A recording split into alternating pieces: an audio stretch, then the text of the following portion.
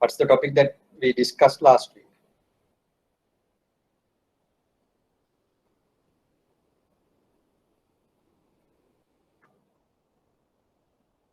Unequal cash flows. Unequal cash flows. Is it the topic that we discussed? Yeah. We have to start from a series of equal cash flows for the future value. I know where to start. I can remember that. I just wanted to remind you what we discussed in few minutes. What's the topic? Yes, that topic is was time value of money. Under that, we discuss interest rate, then how to calculate simple interest rate. Then what Money. So we discussed about interest rates. then mechanism simple interest. What are the component factors that we consider?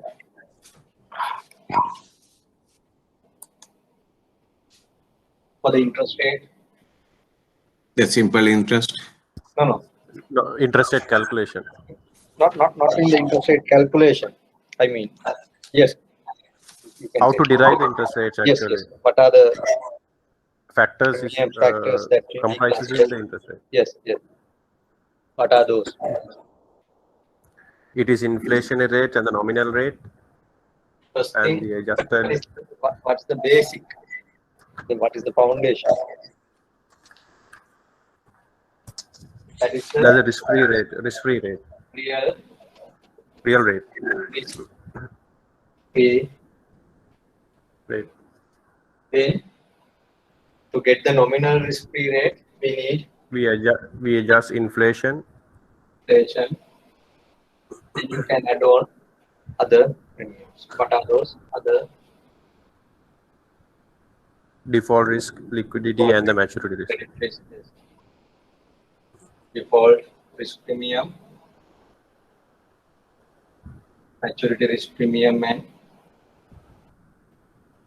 liquidity risk premium. So those are the things.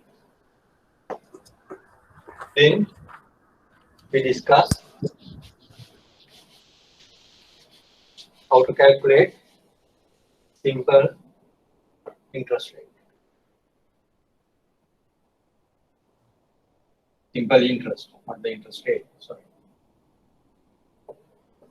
How do we calculate simple interest?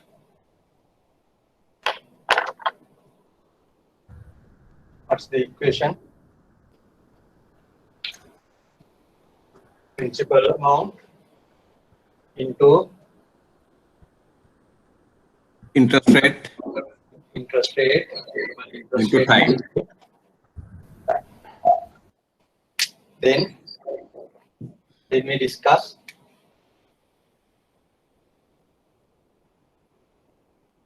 compounding interest rate. How do we calculate the compounding interest rate? The principal amount. Sorry, again I used the wrong one. Not the interest rate. Interest amount. So how do we calculate it? Principal amount into 1 plus r to the power n minus principal amount. N minus E. Yeah. In this equation, N, what is N?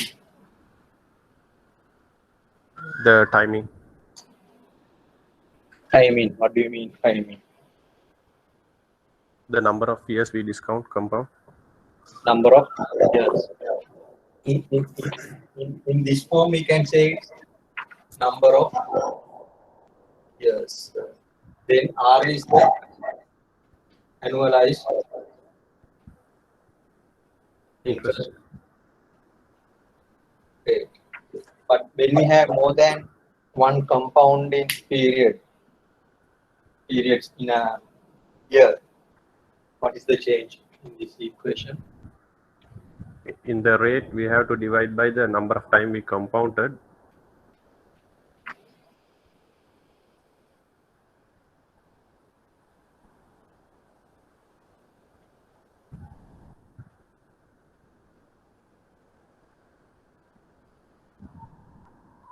Then P 1 plus r to the power divided by n, whatever the timing or the into number of time is compound minus principal. in this equation, still R and capital N won't change, remain same, not n number of years. R is the annualized rate. What is M then? M is the compound frequency. Compounding frequency. Correct? Then what we discussed?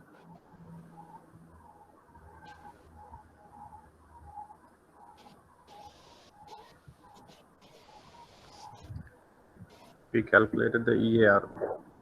We calculated the EAR. What does it mean? EAR? Effective annual rate. Effective annual rate. How do we calculate it? 1 plus r divided by number of time we compounded into the timing minus 1. What do you mean by into the timing? Timing the frequency into whatever the number of years. When we calculate ER, do we need number of years? It's only yeah. Frequency and the timing both needed. When we calculate, we need only, when we calculate EAR, we need only M here to get the effective annual rate. Not this part, not like this.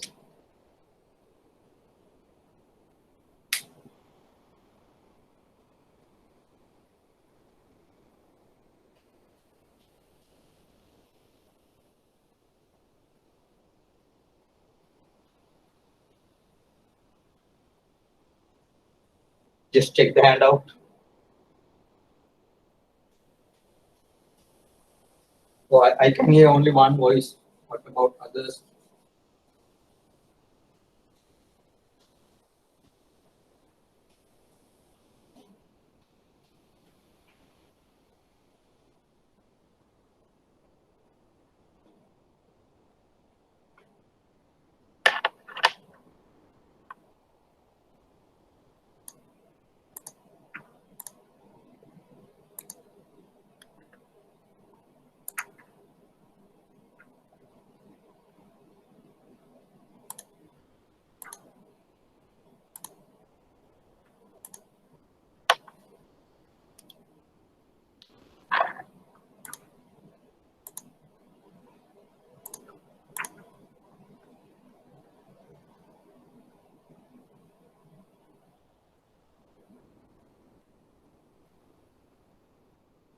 You can see the presentation.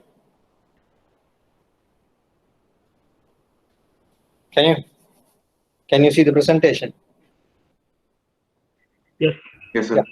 So EAR equation, remember there's no N here.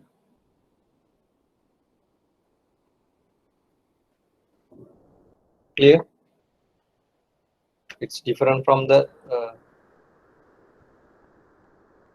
interest equation. Yes, sir. Okay, then what we discuss, you have that N here when it comes to compounding or the compound interest rate. It is for a period of more than 1 year. Then what would be the interest rate? We call it compound interest rate. What you have invested and what you will get at the end as the interest, and what is the rate of return, that is the compound interest. So when we calculate that, we need this in number of years. Then we discuss how we go back. If we know the compound interest rate, how we can go back to the stated interest rate. Clear? Then R is the compound interest, M is the number of compound periods, N is the number of years. Simple R is the stated interest. Then we discuss how to convert between compounding basis. In this case,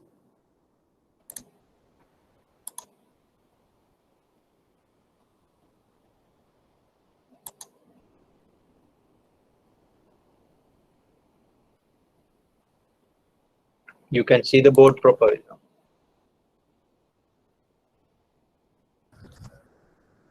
Yes, sir. Okay. So what's the equation?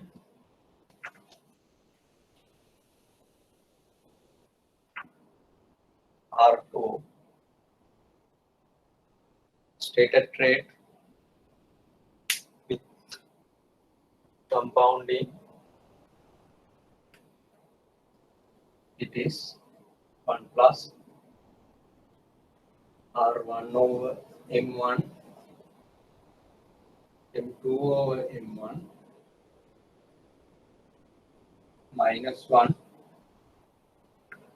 to the power, sorry, into M2. This is the equation. Correct?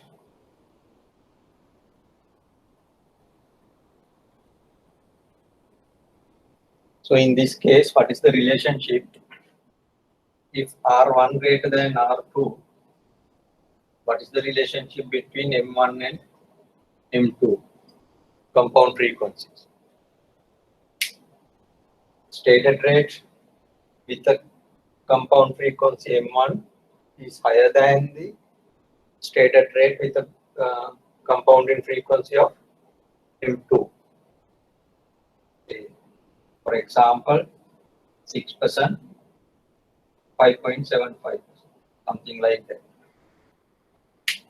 So it should be M1 over M2.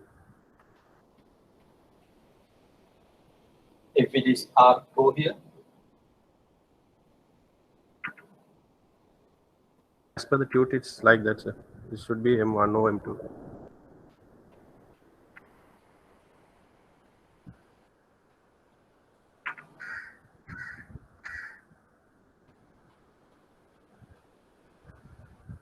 M1 over M2. M2.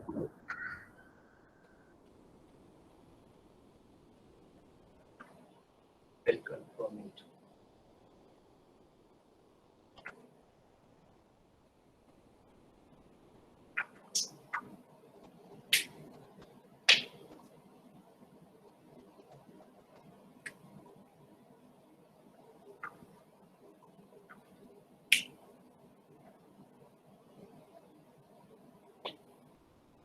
What should be the relationship? If the interest rate is higher, then the compounding frequency should be lower than the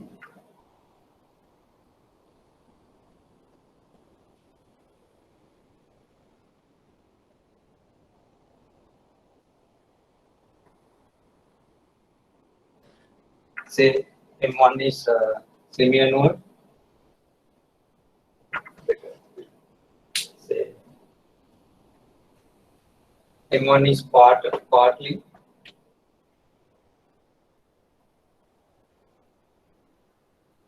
If compound frequency is quarterly compound frequency and interest rate is 6%.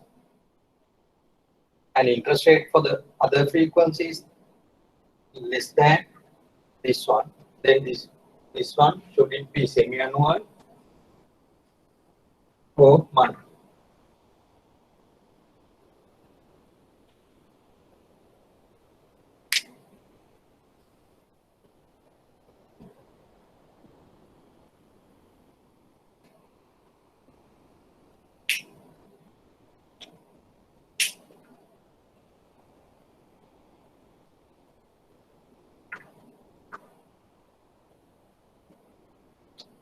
What is the relationship?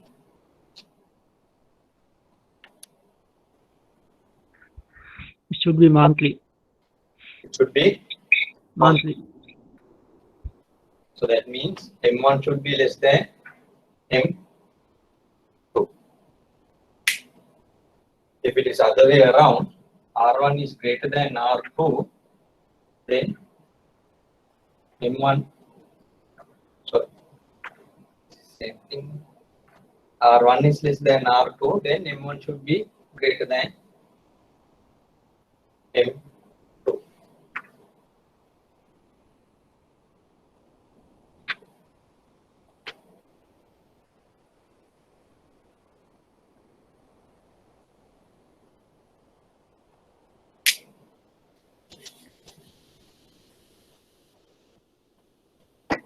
Yes, this is correct.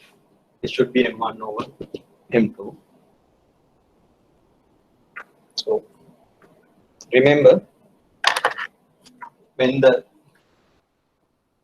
frequency is high, remember frequency is high, that means every month you do the compound, then the interest rate is low.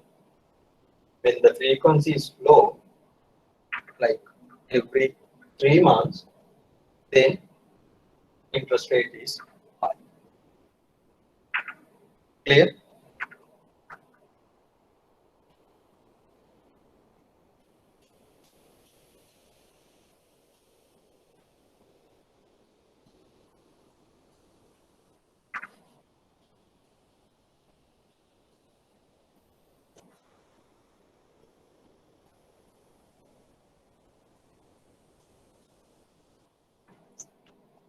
Then what we discuss? Then we discuss about how to calculate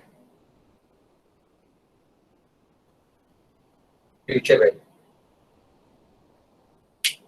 First we discuss future value of a single cash flow. What is the equation? Future value equals present value 1 plus R to the power n. Again, n is number of years. R is the stated rate, annualized stated rate. But when the compounding frequency is different, for more than 1 per year, again, we divide this stated interest rate by the compounding frequency and take the power into m into n. Simply, what is this? Altogether, number of periods that we have. Number of, you can say, compounding periods. What does it mean? Say n equals to 2 years and m is semi-annual.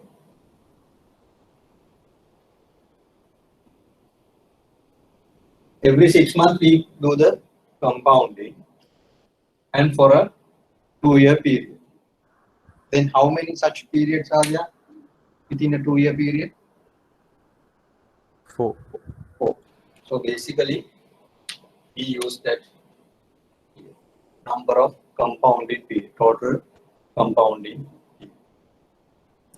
If it is monthly, how many periods? How many compounding periods during a 2-year? 24. 20. That is the idea here. So then what is this? This is simply the interest rate per 1 compounding period. Interest rate applicable for a 1 compounding period. Clear?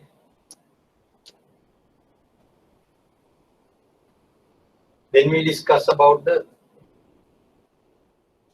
present value as well. Future value and present value.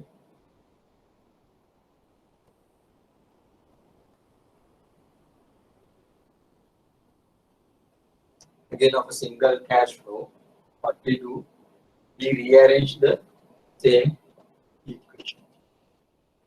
If we know the present value and the interest rate, we know how to calculate the future value.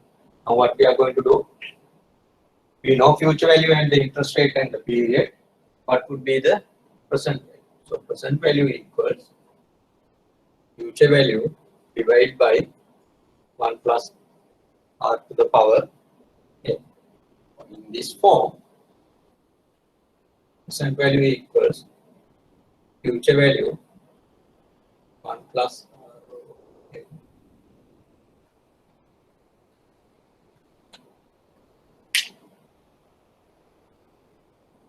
These are the two equations that we can use to calculate present. Is it clear?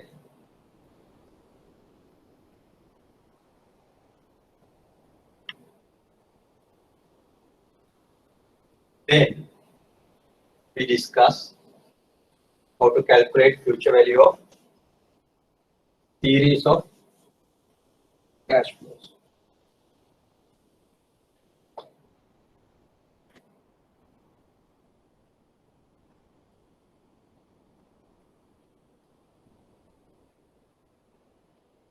How do we do this? We have a series of cash flows at regular intervals. Cash flow 1, cash flow 2, cash flow 3, cash flow 4, 5, likewise. How do we calculate the future value?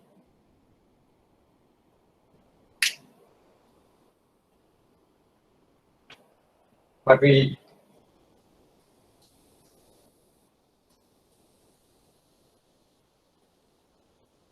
these are different amounts in different times in future. You need to find the say future value here.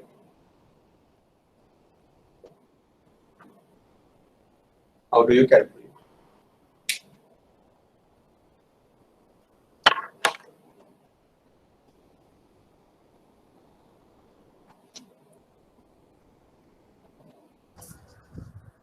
We have to calculate the each and every cash flow, sir. Future values. Calculate the And- future. We have to calculate the future value of Different. each and every Yeah. cash flow. With Cash flow, sir. different timings. Yes. What is the future value of this CF1?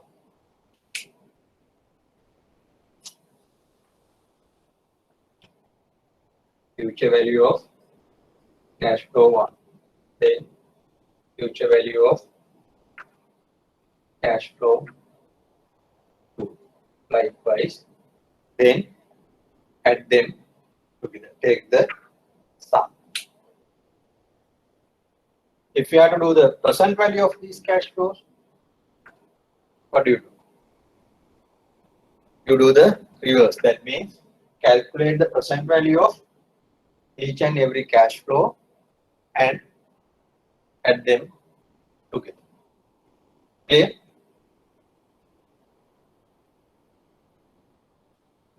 Any question?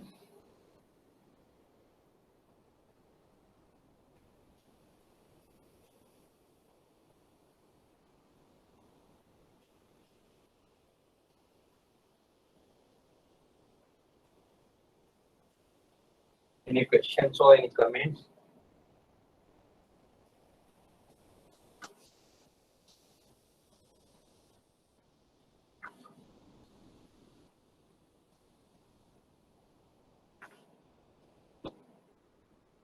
Okay, that's what we discussed last week.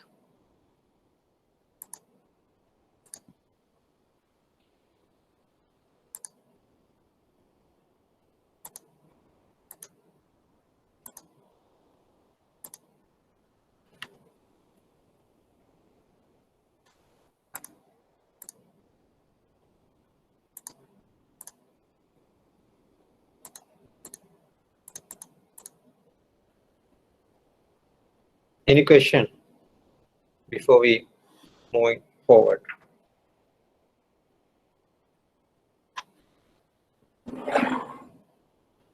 And I think this is not the first time you are doing this. Is it?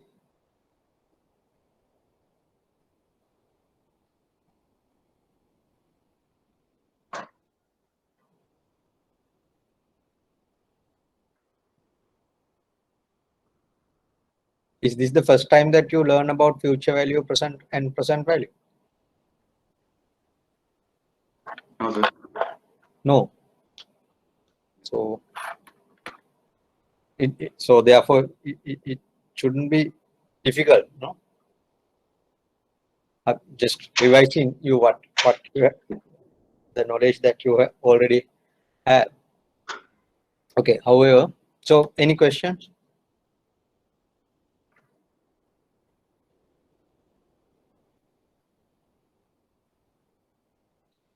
If you don't have any questions, we'll move into the next. That means where we should, two things that we couldn't discuss.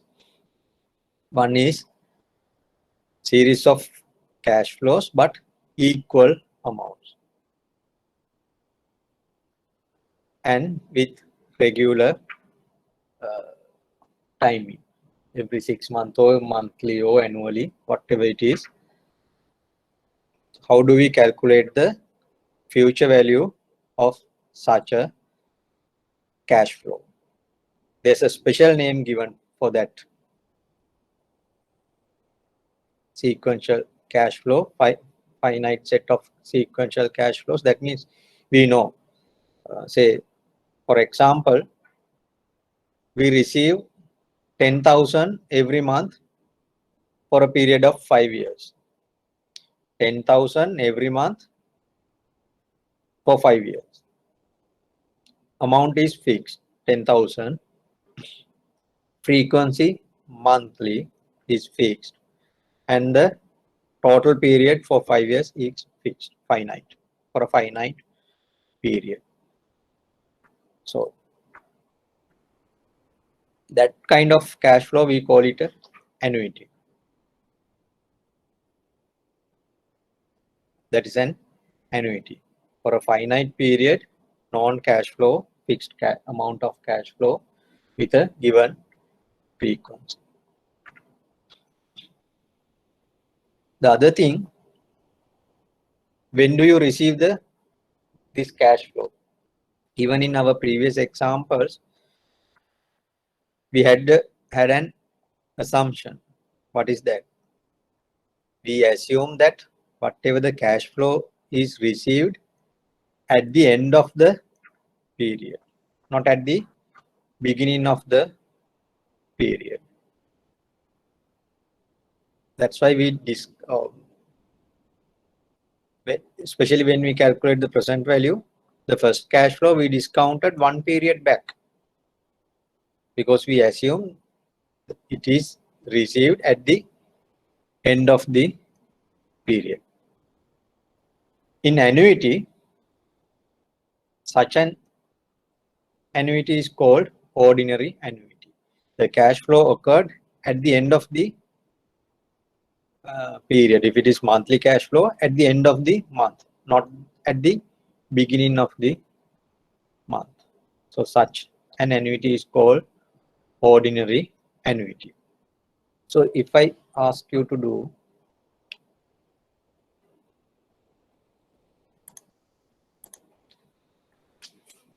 whatever the example I gave you, cash flow is 10,000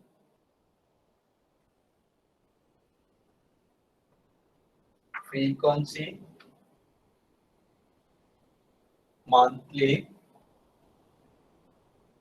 period 5 years.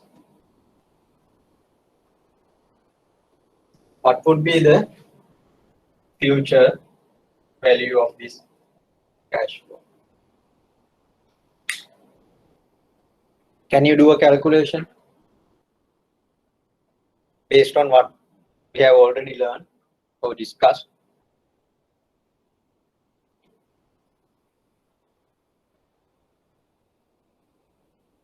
what is the future value at the end of 5 years.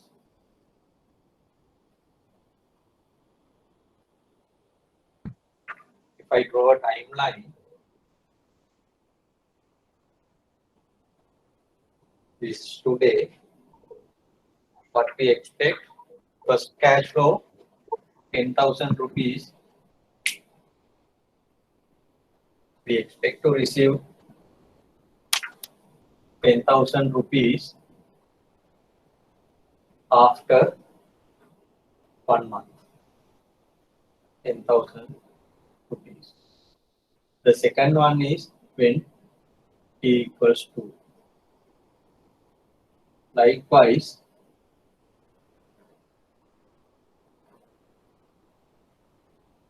you go up to t equals 60.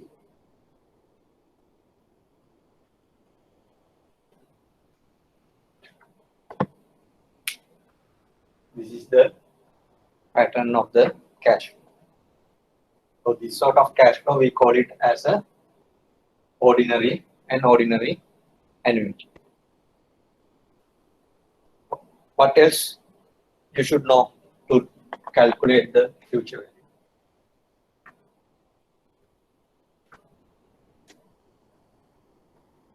Interest rate. Interest rate. So assume R is 5%.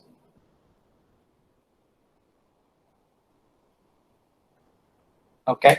Can you calculate the future value at this point?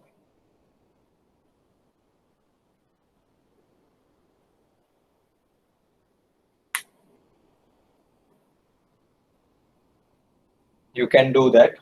How? Calculate the future value of this cash flow. What is the future value of this cash flow?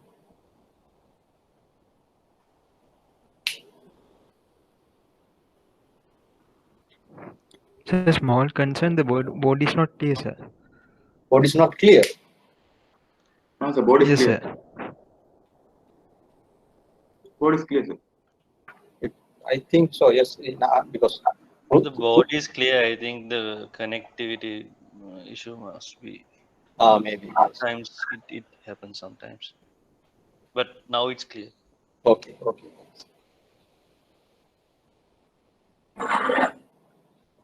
Hello, sir. Yes.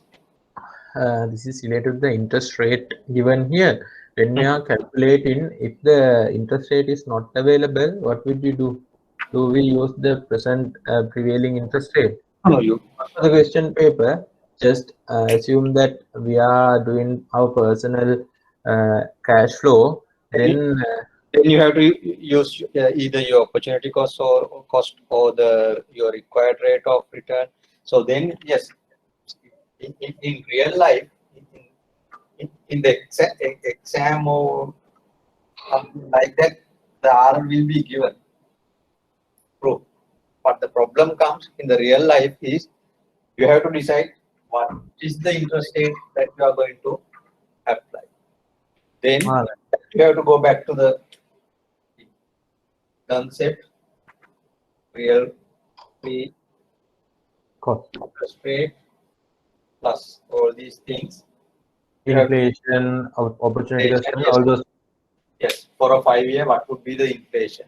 But things like that.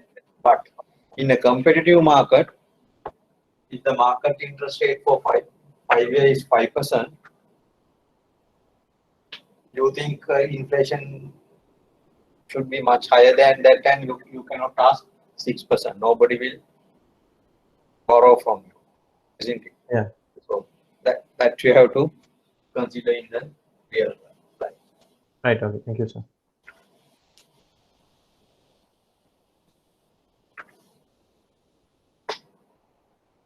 Okay. What we can do in simple terms, calculate the future value of each and every cash flow. What we learned and add them up.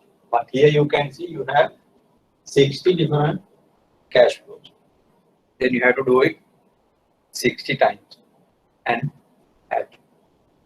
It is a cumbersome process and takes time.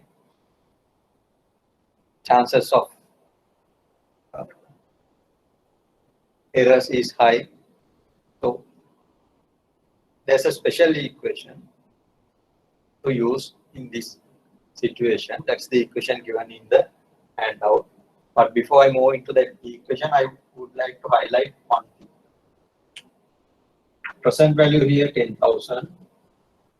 1 plus R 5% divided by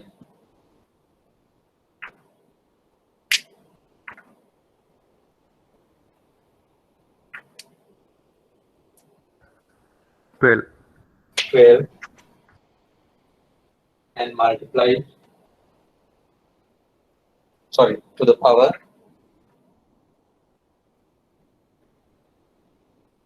So it is 59. 60. 60.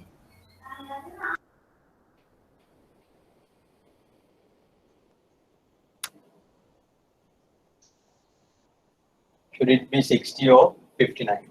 That's the concern.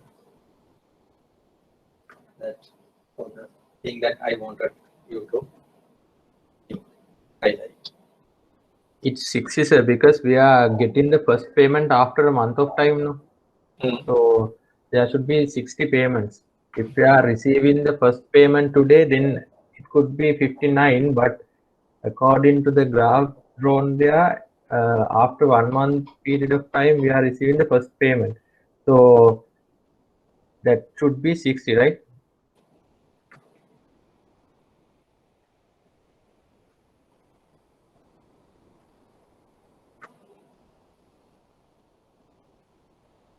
Think about it. The next point here, the last cash flow 10,000. What is the future?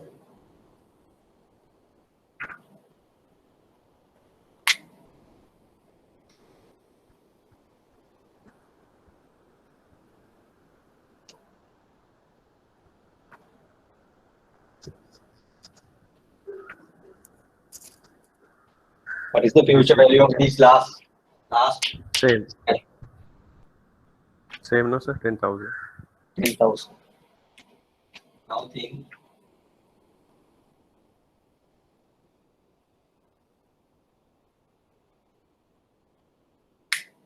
If you have to put into this equation, in this instance, 10,000, 1 plus 5% over 12 into 1.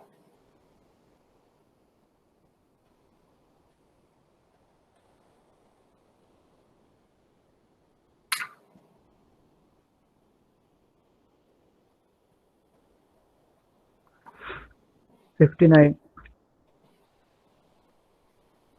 For the last cash flow.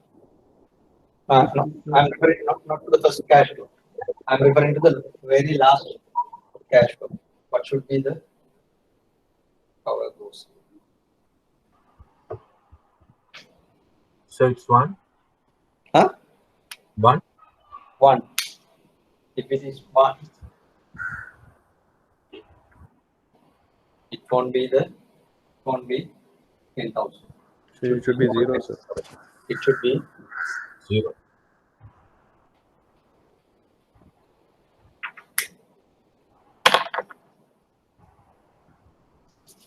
okay. Think about it. Now you can do simple thing. Do this.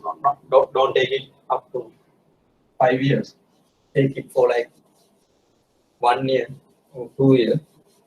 Or change the frequency for a semi-annual period. Work out and see what should be the pay.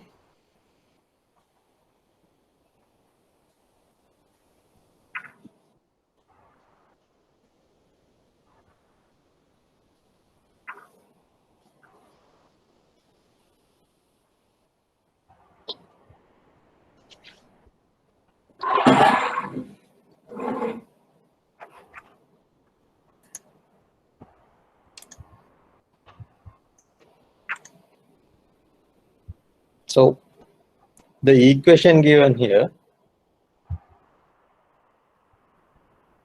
you can see the presentation. Yes, sir. Yeah. Okay. This can be proven mathematically. If you can remember, you learn series, O levels, like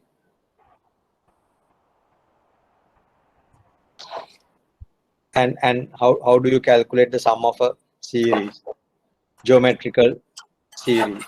In Sinhala you call Gunottara Sreni. So the sum of the previous example we can summarize into this equation. So therefore I'm not going to show you how do we get this equation, but better you remember this equation. So this A is the cash flow because it's fixed. Amount is given, a constant, it's not a varying cash flow, same amount. R is the annualized rate in this form, N is the number of years. So you can calculate the future value using this equation. Okay. I'm not going to show you how do we get this equation.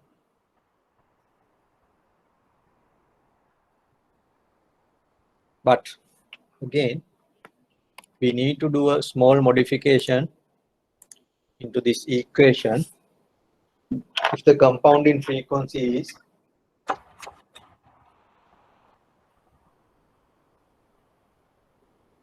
more than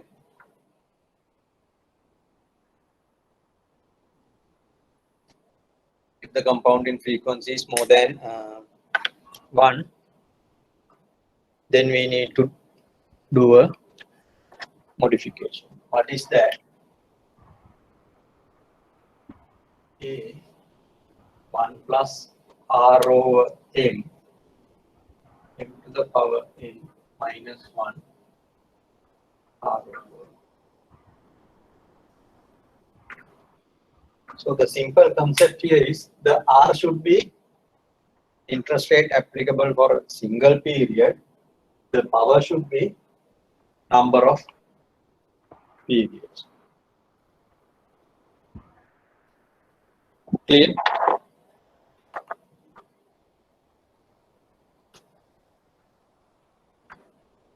So this is with more than one compounding period in a year. You can use this equation. But the first form, it is annually compounded. Same equation. The difference here, basically what we have to do, we have to use the single period interest rate and the number of periods that we consider. When I say period, number of periods, it doesn't mean that it should be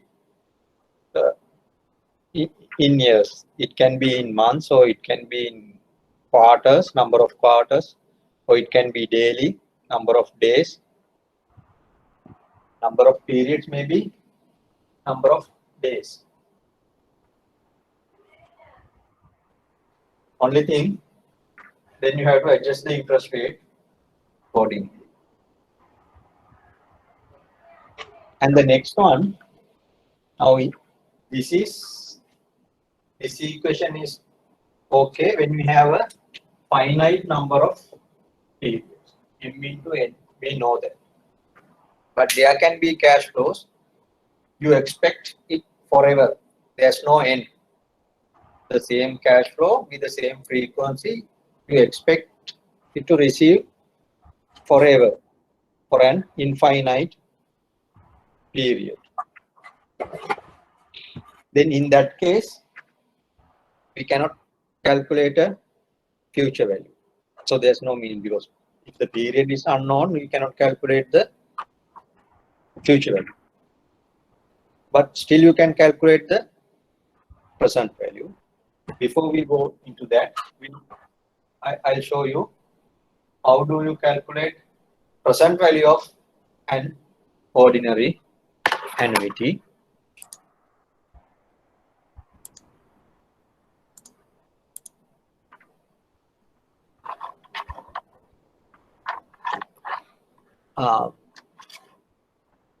Before we move into that, two more words, annuity due, because ordinary annuity, we said first cash flow occurred one period from now, but annuity due at the cash flow occurred immediately at the beginning of the period. Perpetuity is the one I explained, that there's no ending for the cash flow. There's no ending of the timing. You receive or pay the cash flow for an infinite period. So this is what we discussed. This is the present value of a ordinary annuity. This one. This is future value. Present value is A is the annuity amount. 1 minus 1 over 1 plus R to the power n divided by R.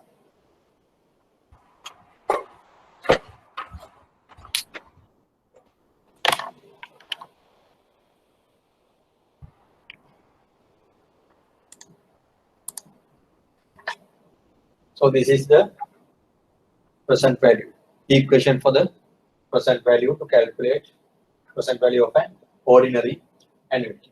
But again here, R and N is given in the form of or the annualized, and this can be rewritten like this if it is easy for you to remember. Just take out this R out of the bracket, then you can rewrite the same equation in this way. And if you, again, the same modification that you have to do when there are more than one compounding period. In that case, present value equals A into M over R 1 minus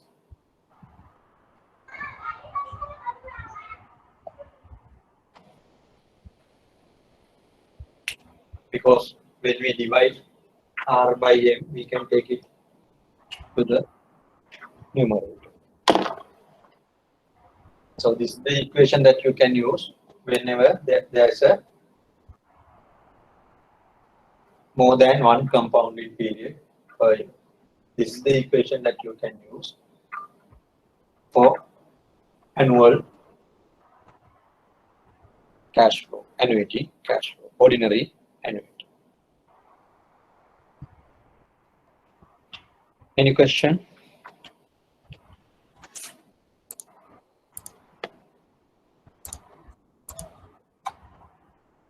And in a perpetuity, that means cash flow, there's no end. With the same frequency, the same amount, you will receive it forever. There's no stop, no end. In such a cash flow, we call it a perpetuity. Present value of that is very simple. Cash flow amount divided by the interest rate. Again, this R is the single period interest rate. If it is annual, then you can use annualized interest rate. But if it is quarterly, then you have to divide this R by M. Remember that. You have to do the adjustment in this R to suit the compound frequency.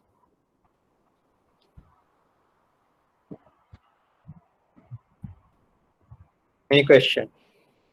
That's all about it. We can do few examples.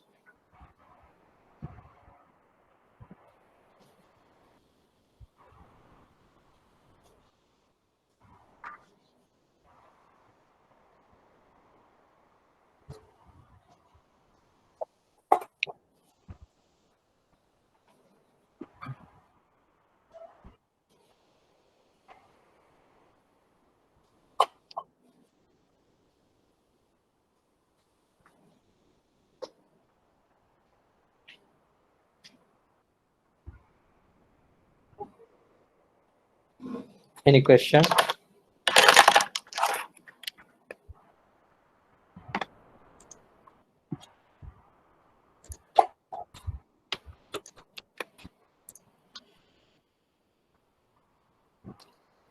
So shall we do some calculations on present value single cash flow? The page number 30 and 31st. 30 and Present value single cash flow. so what we discussed last week. Yeah.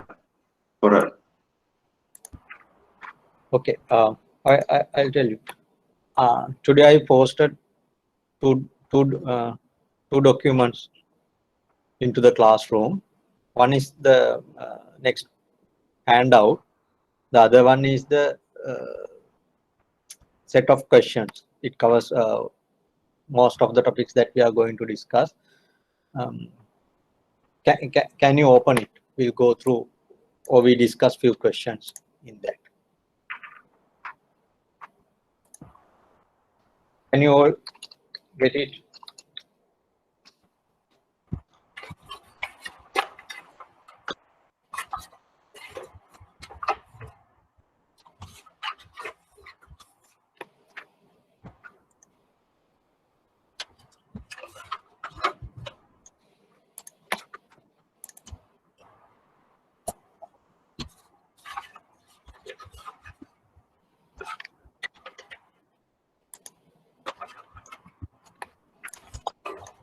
If you can find out this document, or if not, I can share this like this. no, You we can got it. try to answer the question. We got it.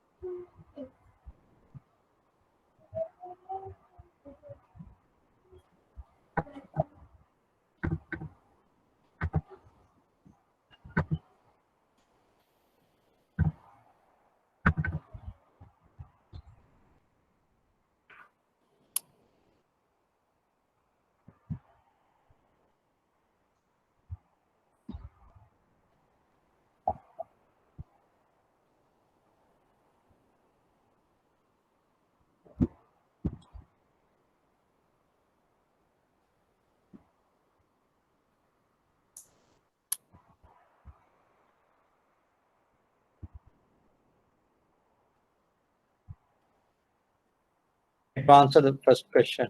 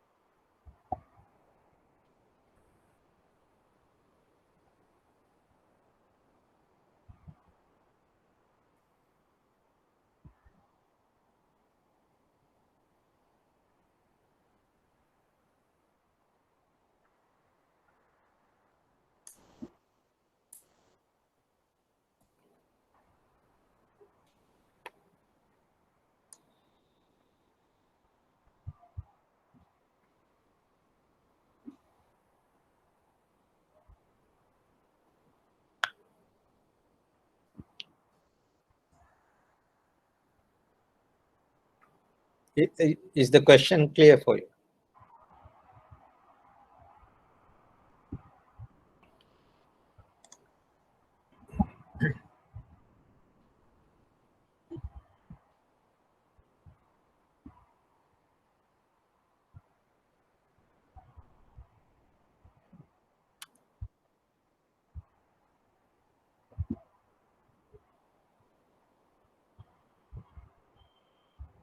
Hello.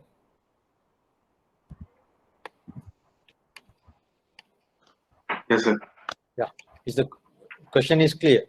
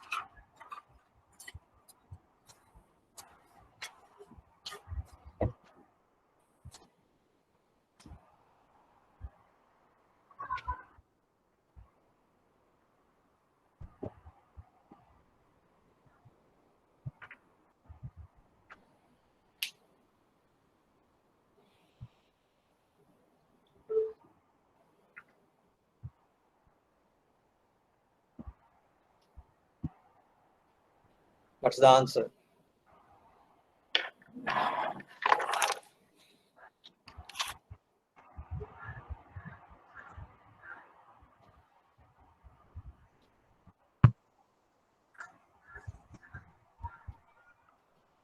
$38,896.5126.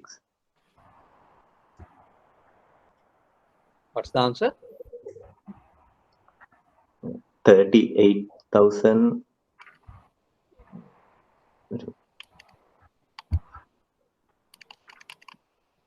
38,000.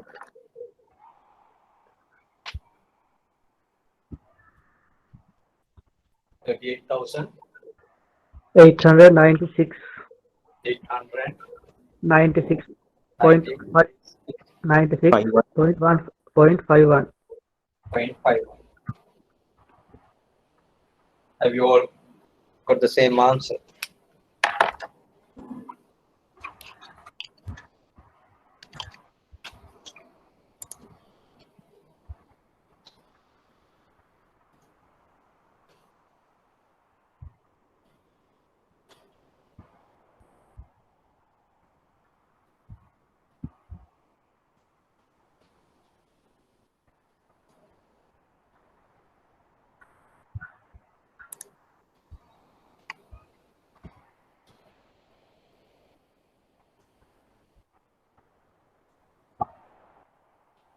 Others, what about your answers?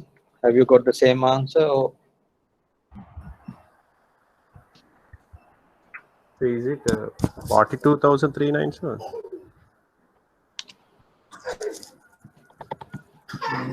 no? This answer is correct. 38,896.51. So do we receive last cash flow also 10,000?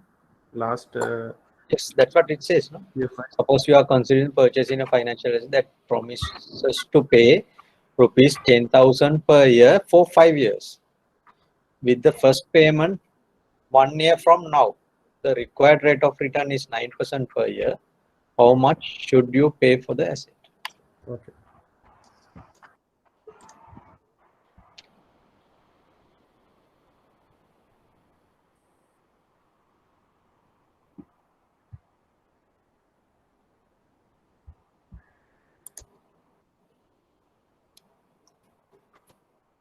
How did you do it?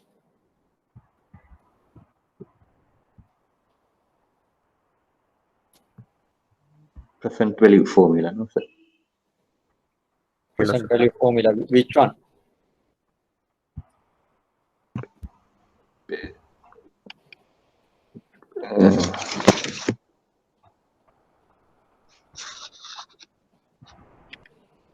Present value equals a into 1 minus 1 divided by 1 plus r to the power n divided by r. You use the annuity equation. Yes, sir.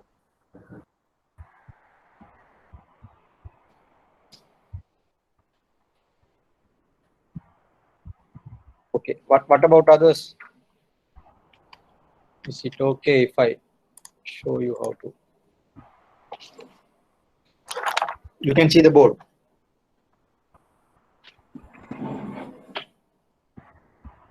Correct? Yes, sir. Yes, sir. Okay. First thing, whenever you see this sort of equation, note down the information given on this one. Payment 10,000, 5 years, annually. That's why M equals 1. You get the cash flow every year, and the required rate of return or the R is 9%.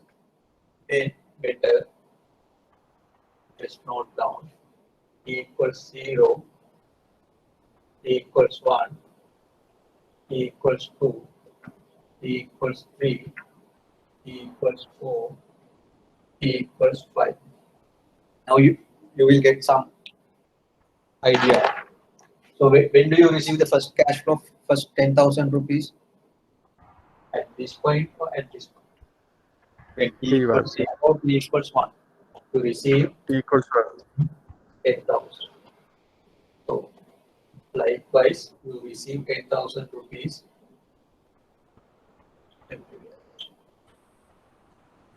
So now you can see this is an ordinary annuity. You have equal cash flows at equal time period. That means in this case annual. You receive equal cash flows in equal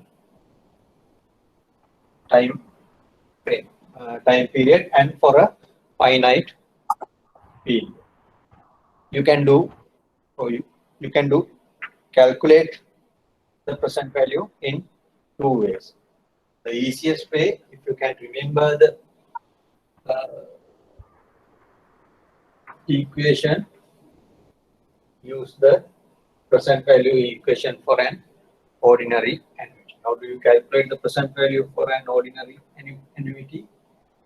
A over R 1 minus 1 plus. Correct? And again, I repeat, whenever you do this sort of calculation, write down the equation. Then you know what are these. This payment 10,000, which is A. Instead of simple N, you can write it as capital N or use simple N here.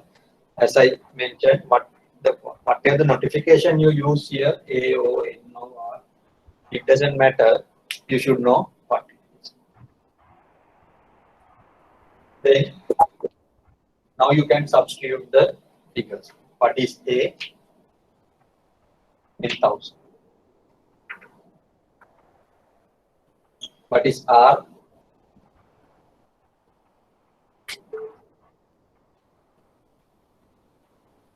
What is R?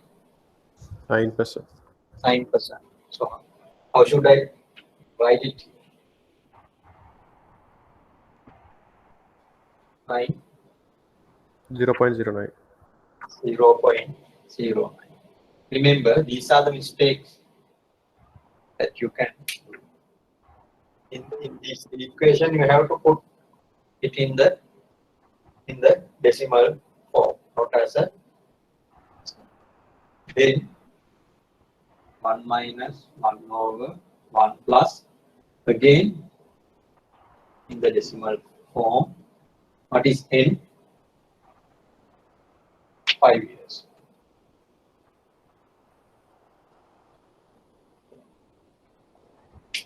If you use your calculator properly, you should get 38,896.51. Someone told he got 42,000. Just let me know what's the mistake that you have done. Whether you use this equation or use calculate the present value each and every cash flow separately and then add them together. So I added them because number of period to compound I couldn't find out earlier. Okay. So you did calculate present value for each and every cash flow separately. Yeah. But then what the mistake you might have done is you didn't discount this one, but this for 1 year period, this is for 3 year period, this is for this for 2 years, this for 3 years, this for 4 years, isn't it? No, first one I had taken for 4. Second First one for 3. Which one you have taken for 4? This one? E equals 1. Yeah, compounded 4 times. Why? No need to, because you are going back. You are calculating the present value. Ah, right. Yeah, I understood, sir. So you have to discount it for a 1 year. Yeah. Yeah. So you have to discount it for a 2 year. 2. Okay. Any question?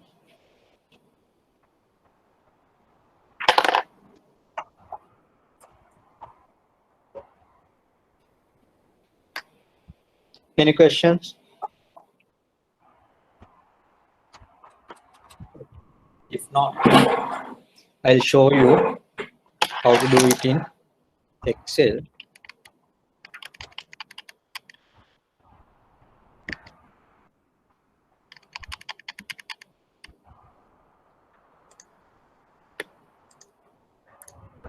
Can you see the Excel sheet?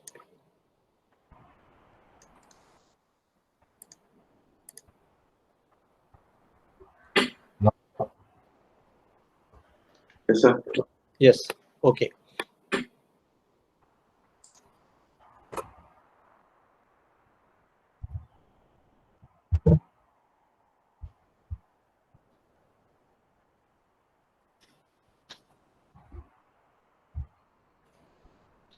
in this, what I did, I use the both ways, calculate the present value of individual cash flows and use the equation as well.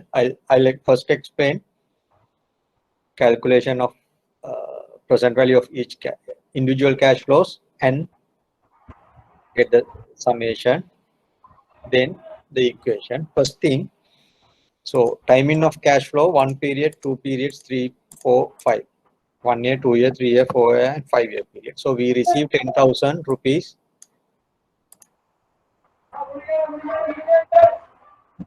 every year. Then what is the present value of the first cash flow? K5, that is the K5, it is the amount of the cash flow divided by 1 plus R to the power time. So we can do it for each time period. Then at the end, get the summation of all these cash flows.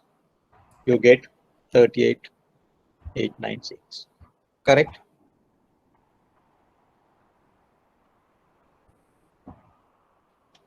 Any question?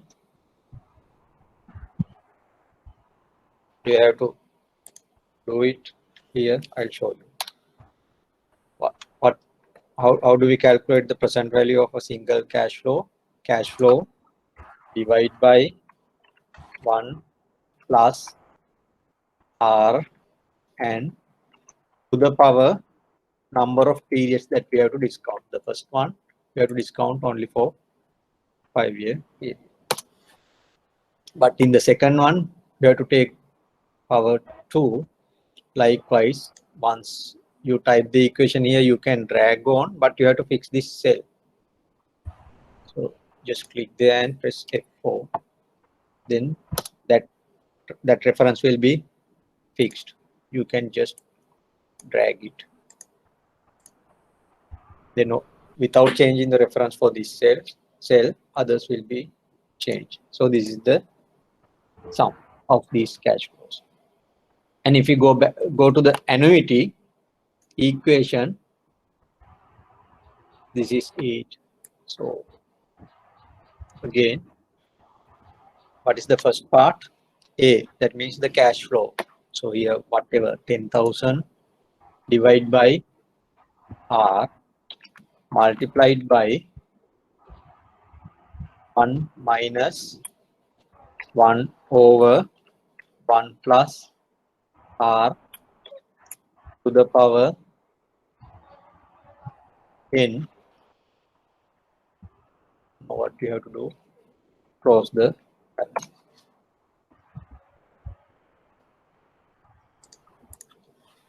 Clear?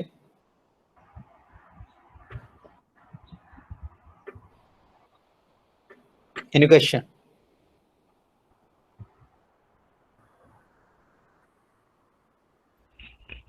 Yes. Okay.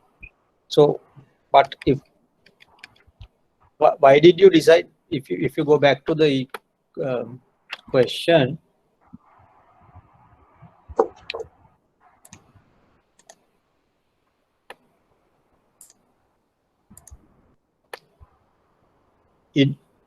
it doesn't say you to calculate the present value. What it says, how much should you pay for the asset? Why did you decide to calculate? Why did you decide to calculate present value?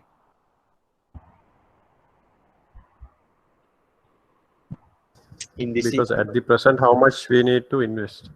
Yes, because whenever there's a future cash flow, you won't pay more than the present value of that cash flow to buy that asset. You will pay less than that. Then only you can make a real profit. Otherwise, you won't pay more than the present value of the future cash flow. So that's another important concept for any financial asset. The fair value or the current fair value that you should pay for that asset should be the present value of the future cash flows of the asset that the asset is going to generate in the future. Is it clear? The price or the fair value of an asset should be the present value of the cash flows generated by that asset. That's the basic concept. Clear? Is it clear? I think Yes, sir. that's why you calculate the present value. Okay. Now I'll change this question without saying how much should you pay for the asset.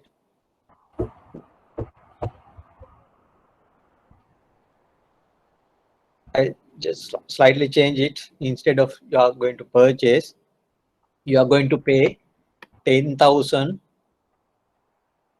every year for 5 years period, and the interest rate that you are going to get 9%.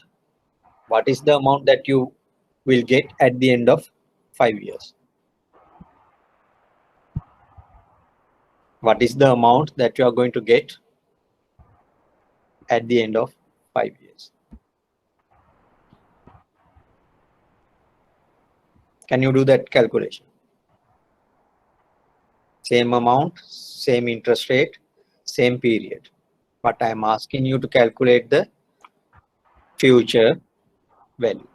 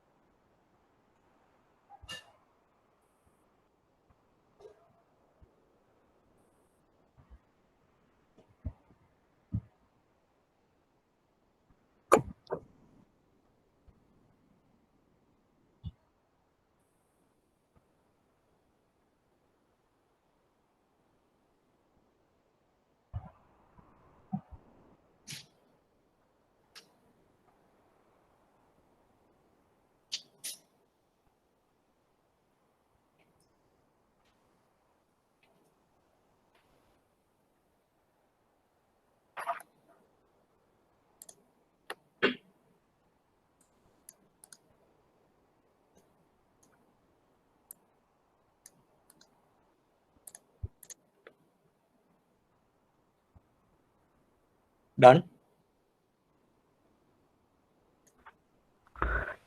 Sir, Yes. in this question, the first payment is 1 year from now. Yes. It is remain unchanged, no? Sorry? The first payment is 1 year from now. It is Yes. remain unchanged. Yes, yes, yes. In that case, answer is 55,731. 50,000, 55,000. 55,731 cents 29. 55,000. Tell me again, 55,000, 731 31, and 29 cent 29. 29. Yes. Any other answers? I have 59,847. Sorry, 847. 59,847. I take got the same answer. Yeah, 59,840. 47.1. 47.1. Okay.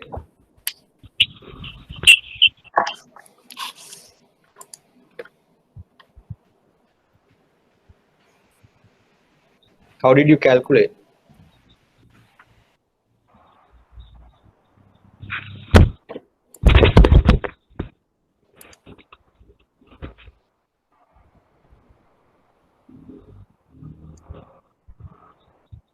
Whether you use the annuity equation or you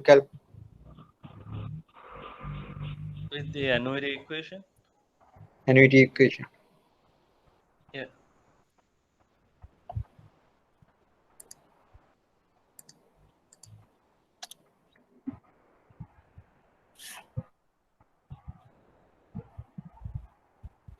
Any other answers?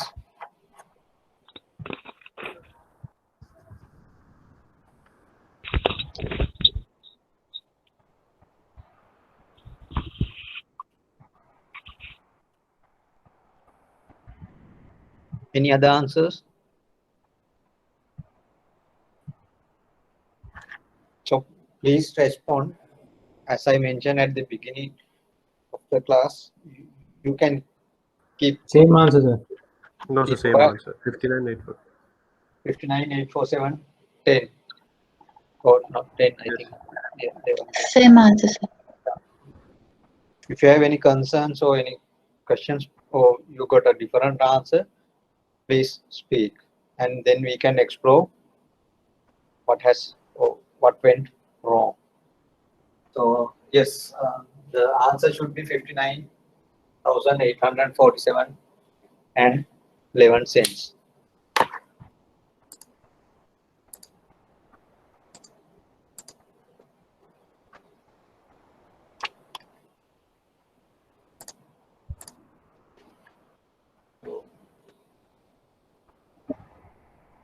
This is wrong. 55,000 wrong. We'll see what happens.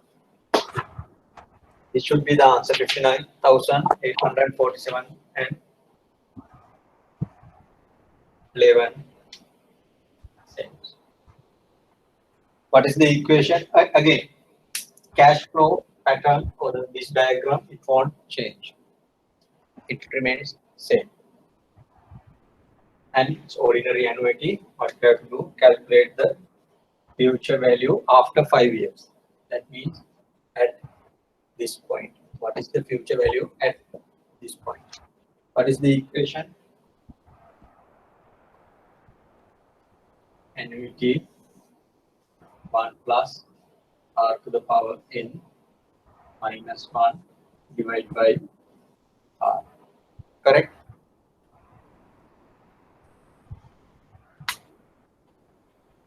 Is the equation correct? Yeah. Yes, sir. Then again substitute the figures. 10,000 1 plus 0.09 to the power. What is n? 5. 5 minus 1 divided by 0.09. Then you should get this answer.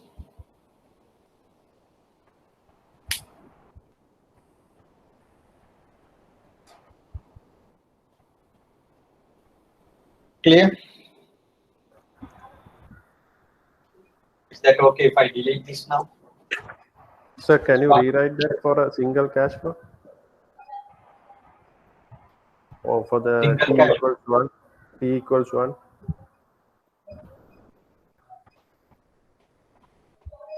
What do you How mean? much we are going to receive in the future? For a single cash flow, Yeah, what would be the future value? yeah. Yeah, that's what I'm going to do. That's why I asked, is it okay if I delete this? Yes, sir, you Yes. can delete. Yes, sir, sure. Others? Okay, sir.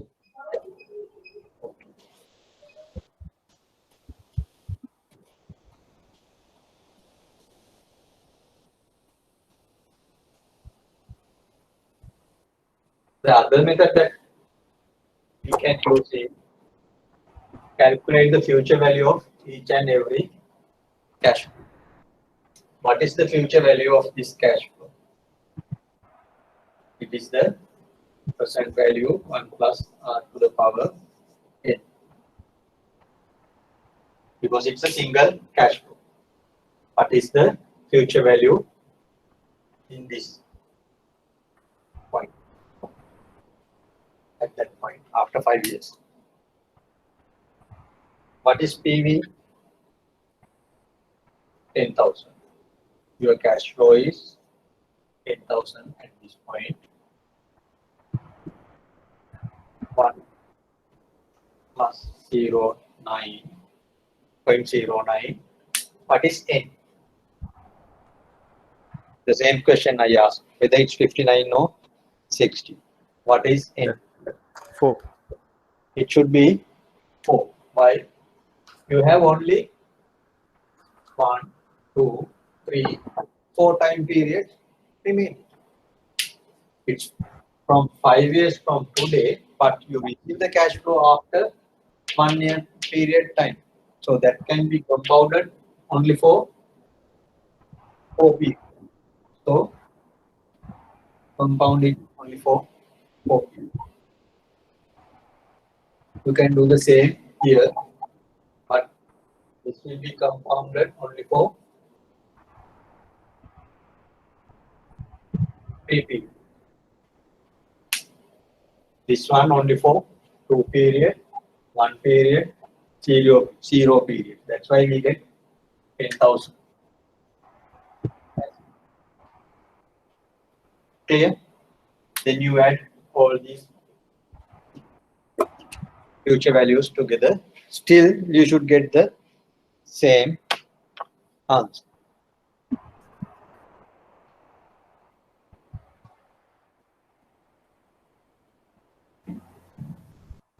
So small concern. In the tutorials, there's a minus mark in front of the power symbol. Why is that, sir? That is in the present value equation. Yeah. The way that I have written the equation is different.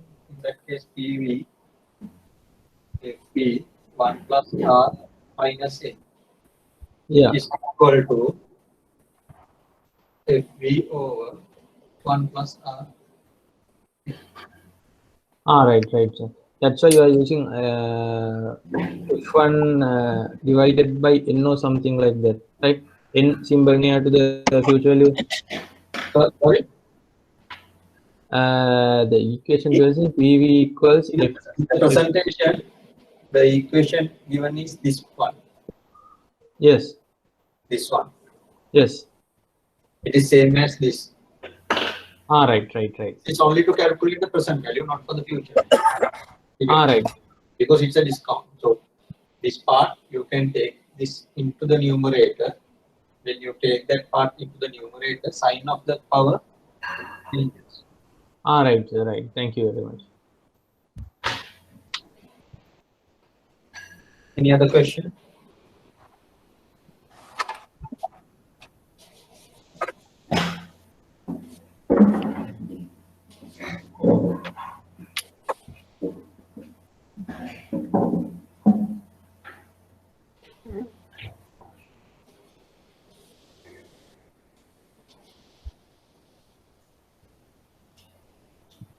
Okay, if you don't have any questions, I show you again in the Excel.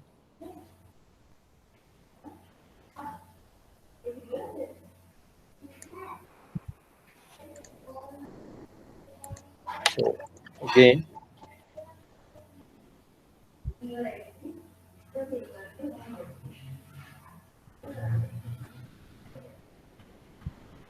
so time, I put it in the reverse order.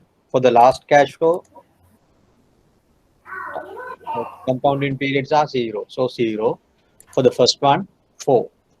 And the future value is calculated as, how do we calculate the future value? Cash flow into 1 plus R to the power number of periods. Again, I'll fix the reference to the interest rate. Likewise, you can calculate the future value of each and every cash flow and take the sum. Or use the annuity equation, which is cash flow divided by R, then 1 plus R to the power 5 minus 1.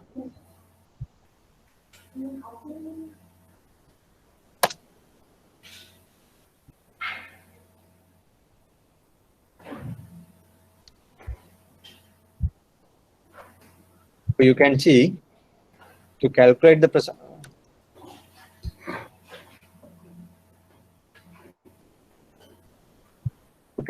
future value and present value in Excel, there are two functions, FE and PV. FE, first you have to give the rate.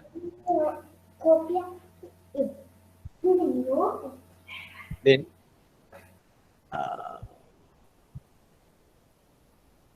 number of payments, 5. Payment, 10,000.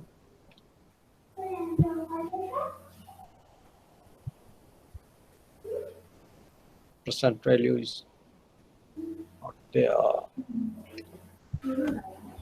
Whether you have to give it, or whether the cash flow is at the beginning of the period or the end of the period. By default, it's the end of the period.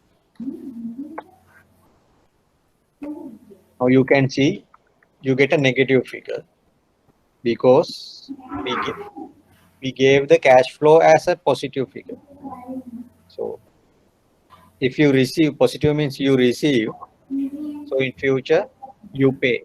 That's why you got it as a negative figure.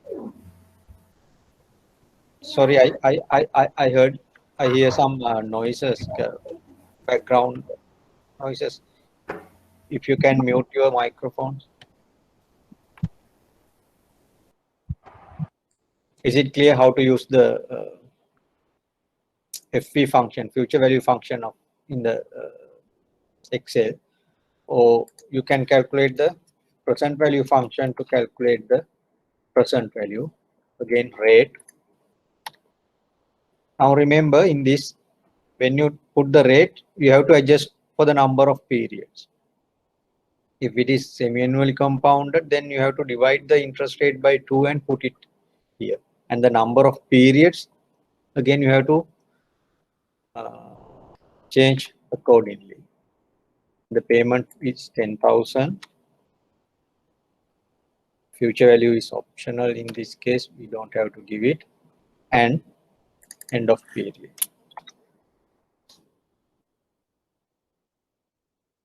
It should be same as the present value we received earlier, 38,896.51.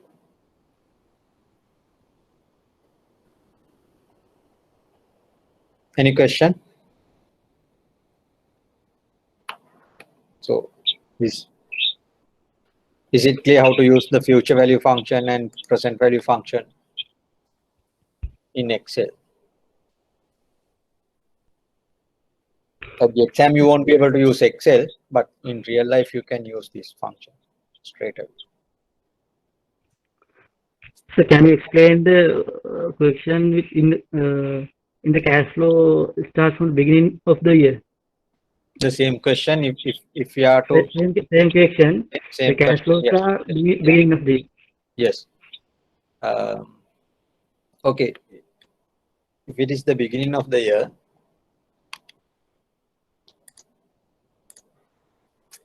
what are the changes?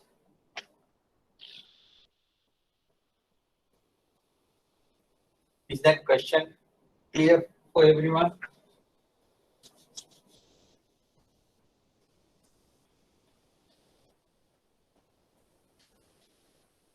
Others, is that question clear? Yes, sir. Yes, yes. What he is asking,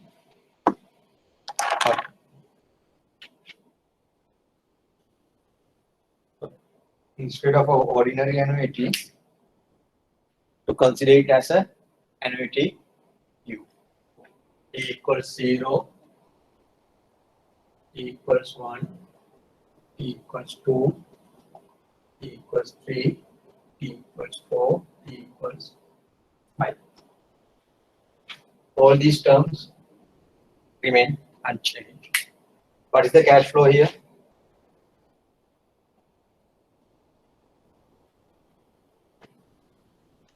What's the 10,000. 10,000. Because now we assume we receive cash at the beginning of the period. Then how many cash flows?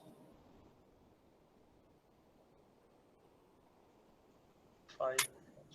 5.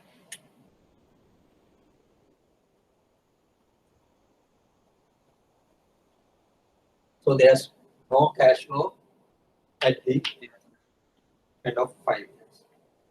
Is there? Okay. We'll start with the present value. Is it okay? We'll calculate the present value. What you can do now? Can you use the annuity equation?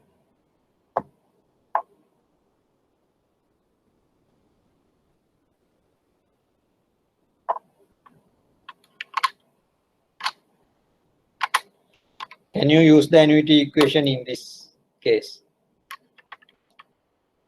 Yes or no? Yes, sir. Yes. How can we use it? We have to discount it for 4 years and at the 10,000 that we are getting. Exactly. So what is the present value of this cash flow? 10,000. 10,000. The 10,000. same amount. So that is, in our terms, it is A. Plus, what do we have to calculate the present value of the rest of the cash flows? Now we can consider these 4 cash flows as an ordinary annuity. But time period now becomes 4. So again, we can use A for R 1 minus 1 plus R to the power. Now this would become n minus 1.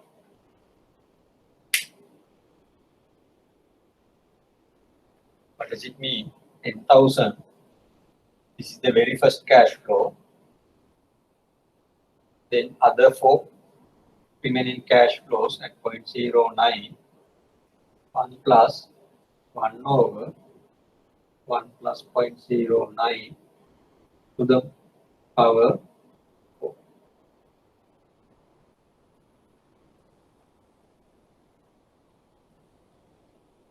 In the first row, you have put 1 minus, no?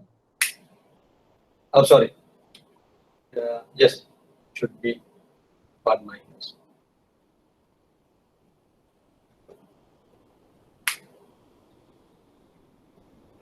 Clear?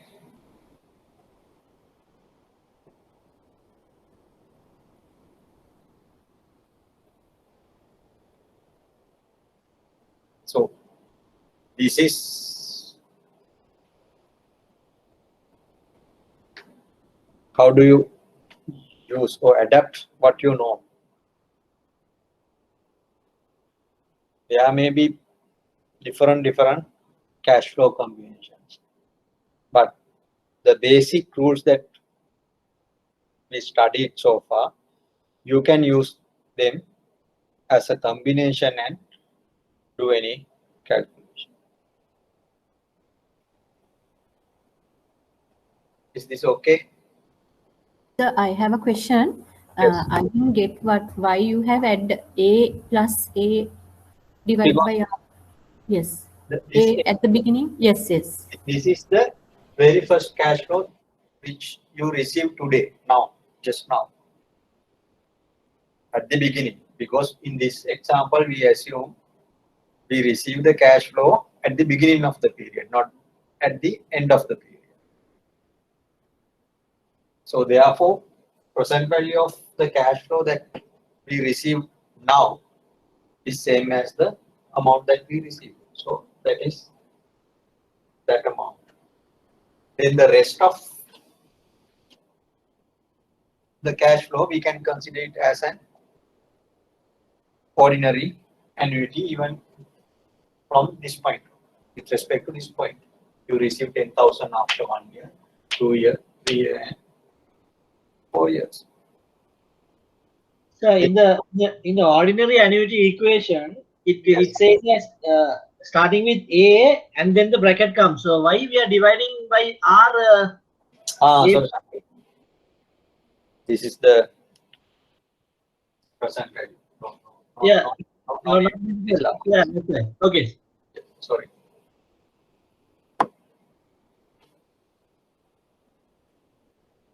Sorry, to answer the previous question, are you clear why this A? This is the first cash flow because we receive it at the beginning. So the present value of that cash flow is the same as the cash flow that we receive. Say, then the rest we can consider it as an ordinary annuity. So, but period is 4 years. That's why I used 4. But in the equation I have written as n minus 1 because in the question or the total time period that we consider is we can say 5 years because we receive 5 cash flows. So either you use it as n minus 1 or n whatever, but you should know what does it mean. You can still use n, then you should remember that is the remaining time frame for the time period. Clear? Hello, sir. Yes. If we receive beginning and end mean, we can put it to power 5, no, sir? Beginning and end also we are receiving mean, we can make it the power 5, no? What do you mean by receiving beginning and end? That means T0 also we 10,000 receiving, and T5 also if we receive 10,000. Yes. Then the full period is 6 instead of 5. Okay. 5 years, we receive 6 years. Because this is also one cash flow. Then we can put 5 years. Okay, sir. Thank you.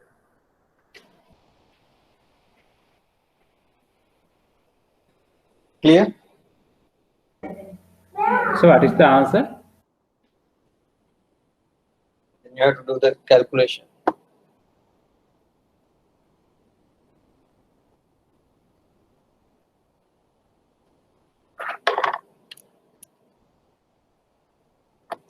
This is the present value.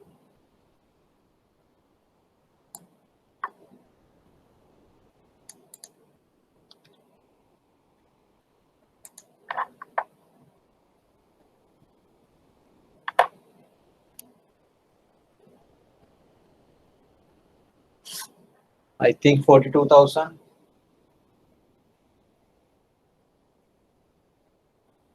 $309. 47.2. Correct? So in the equation you have written in the board, the discounting part, you have to divide it by R, right? Yeah, A should be divided by R, no? A plus A should be divided by R. Yes, I think what you have written first is correct, no? This part should be divided by Yes, this is the present value. present value. Yeah, it should be, sir, divided by R. Yes. Okay, go back. Present value equation is A over R 1 minus 1 over 1 plus R to the power n. So it should be there. In the future value equation is A, then 1 plus R to the power n minus 1 over R. Again, if you want, you can take this R to the other side. R out. Either way, this should be there. So this is the way I remember A over R. So total coming 42,397.16. 42, yes, 397. 397.20. Yeah, okay, correct. You can see the board. No?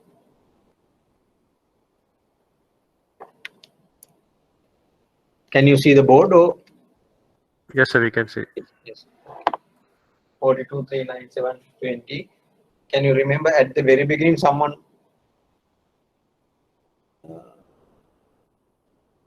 for the first question as the answer, someone gave this answer 42 something. I think that's what he has done.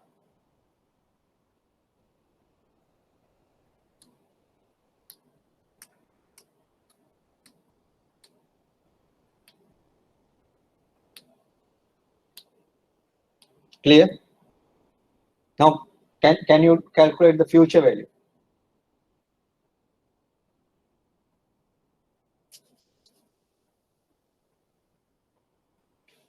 If you want to do the future value,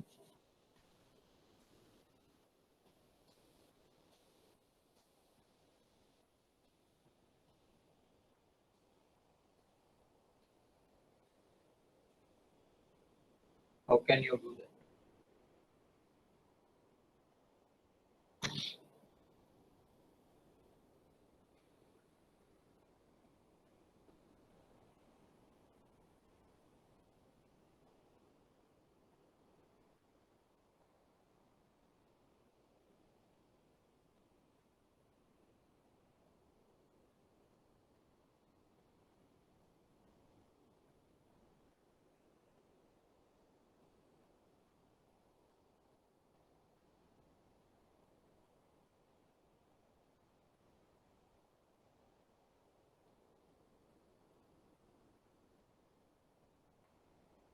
How can you calculate the future value?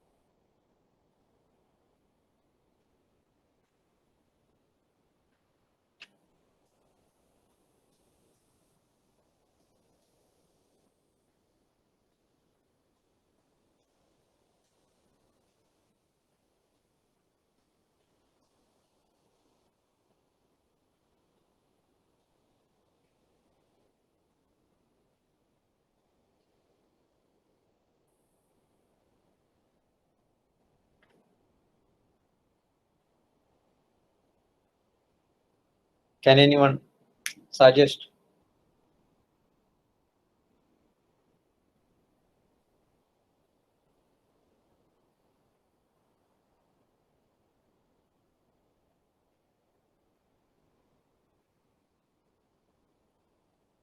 One way you can calculate future value of each and every cash flow and add them together.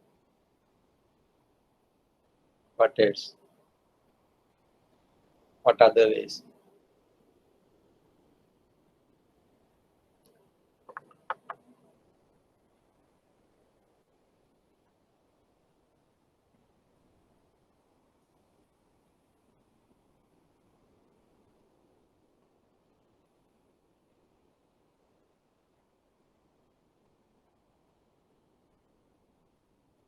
Any suggestion?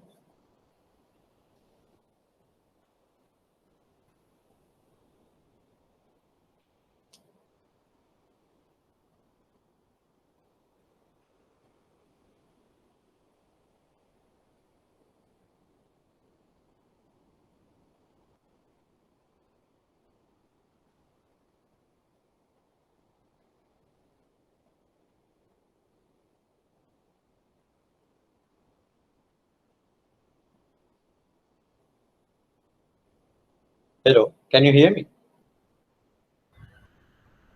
Yes, sir. Yes, sir. Okay. No, I cannot hear from you. That's why.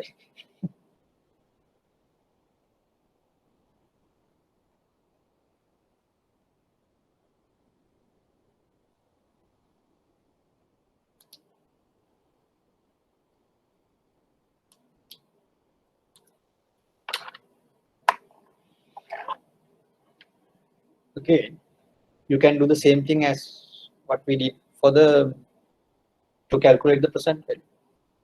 Consider this cash flow separate and these four as an ordinary annuity. So, one doubt. Yes. Shall we do a? There are two calculations related to present value single cash flow. One is PV is equal to FPN 1 plus R minus N, and the other one is PV is equal to FEN 1 plus RS below M and minus MN. So, shall we do calculations regarding to that? That both equations, we didn't try that. That's why. I think we did last week with different frequencies.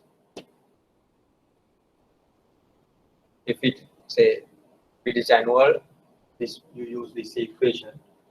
If it is semi-annual or some other frequency, we use this. Only thing is, I might have written it as like this.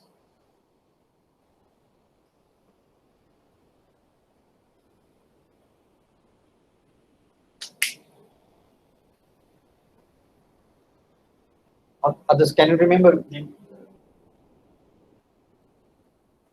Did we any calculation with present value calculation for a single cash flow with more than one frequency? Can you remember?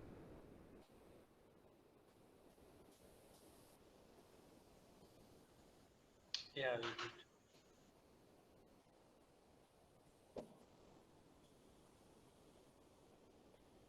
But first we'll finish this one. How to calculate the future value.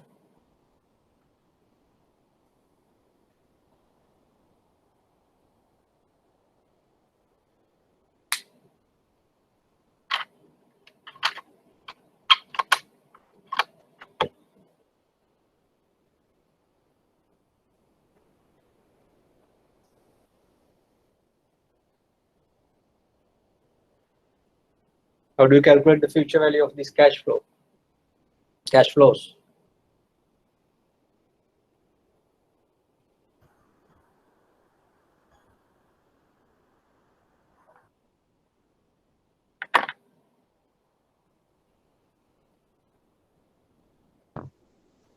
Yeah, we can use annuity formula for 4 years for 10,000 we are receiving from year 1 to year 4, and normal future value formula for This year part 0. A over R 1 plus R to the power n minus 1. That's what you mentioned. Yes, and adding the For 5 years. For this 10,000, what do you do? Future present value into 1 plus R to the n. Yes. What is the figure that should go here?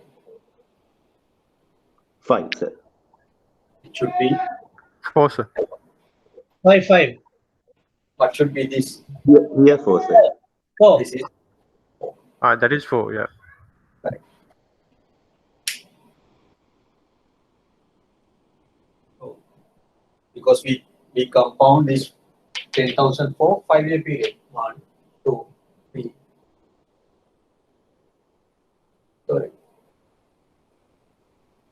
Only 4-year period.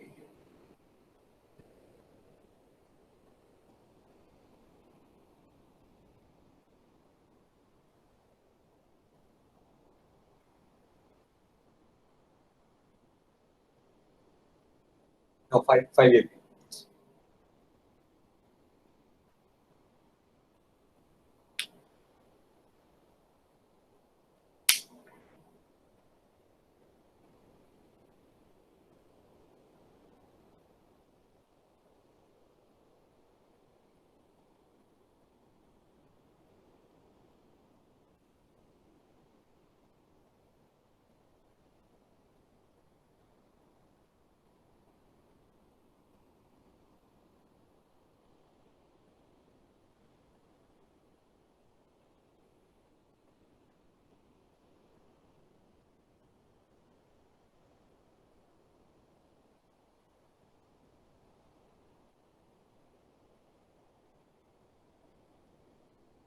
Is it correct? 5.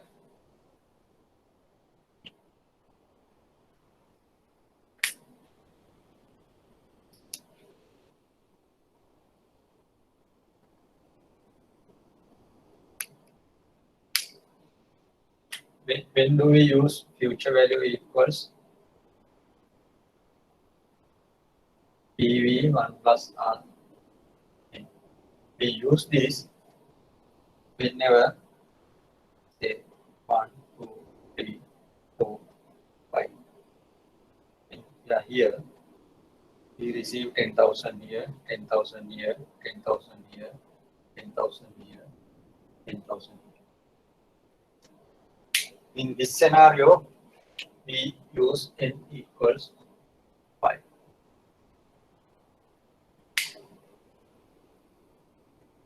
But it's not the scenario now. We have another 10,000. Yes.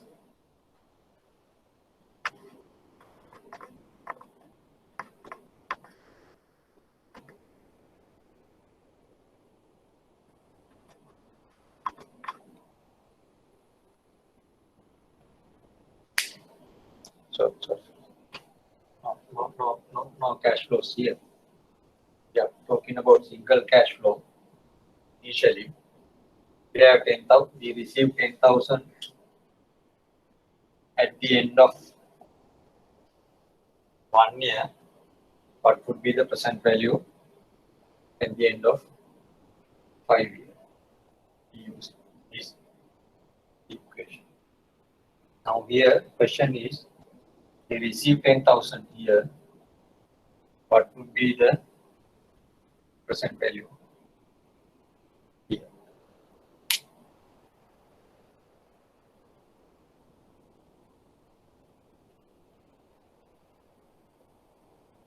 For how many periods will we receive interest?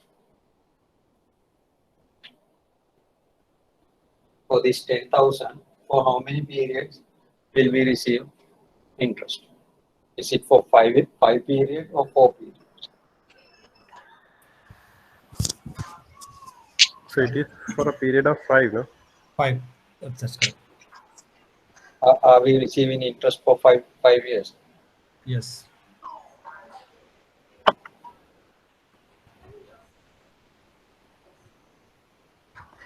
How?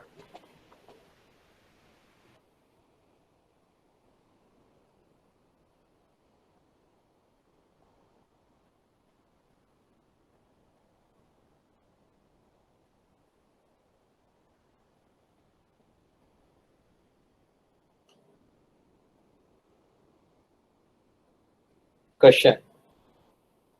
Future value.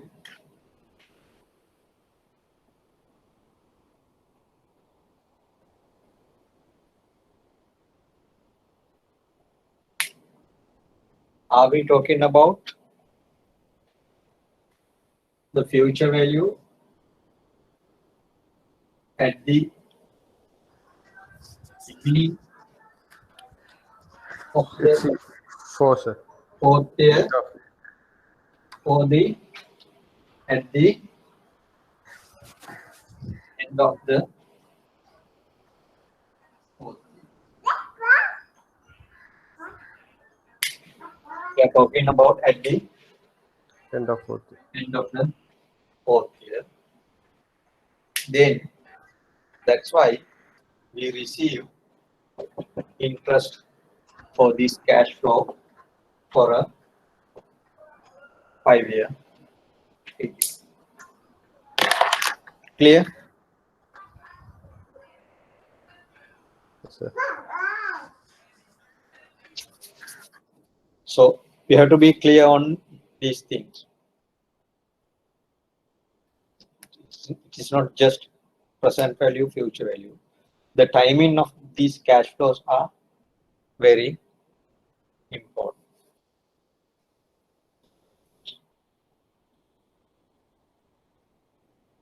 Any question? Okay. May I go back to the question that asked with more than one frequency?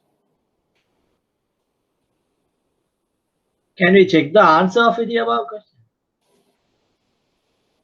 This one, this. Yeah. Yeah, you can. How are you going to check?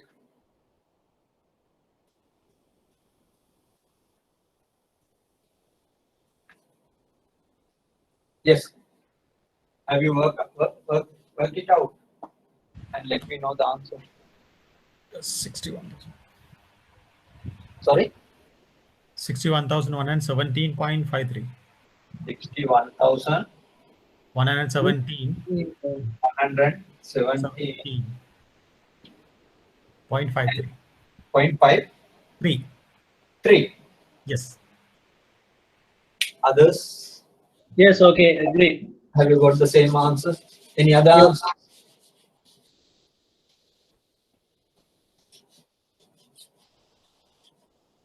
Any other answers?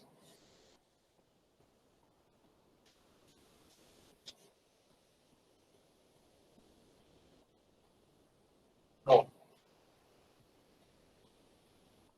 Yeah, I will note it down here. 61,117.53. I'll do it and let you know. But before we move to that, so calculation of present value using this equation. That's what.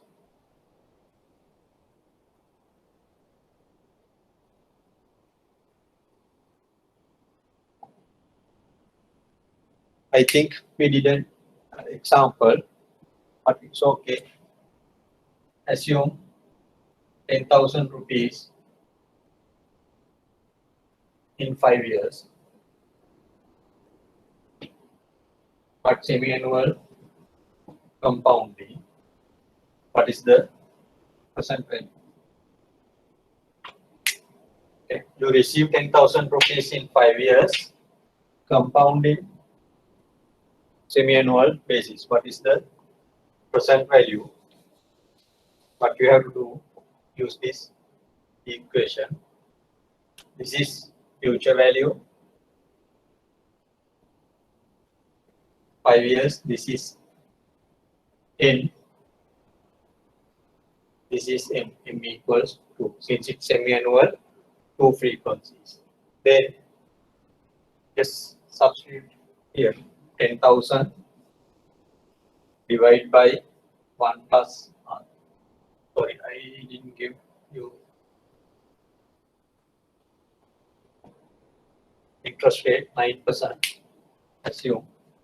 So 0.09 divided by 2 to the power 2 into 5.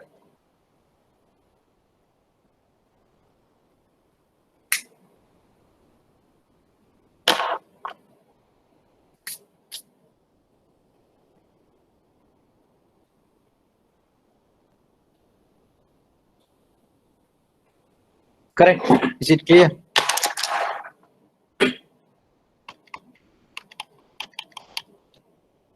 Any question?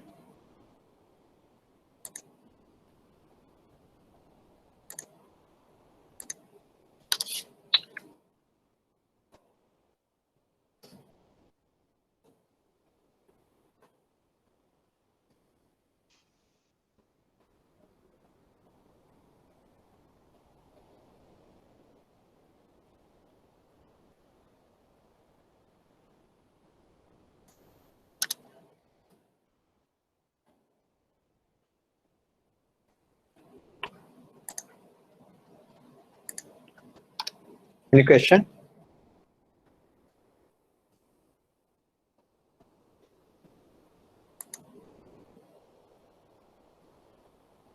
Hello. Can I see the board? Sir? You can't see the board. No. We can see, but yeah. Oh, yes. Okay.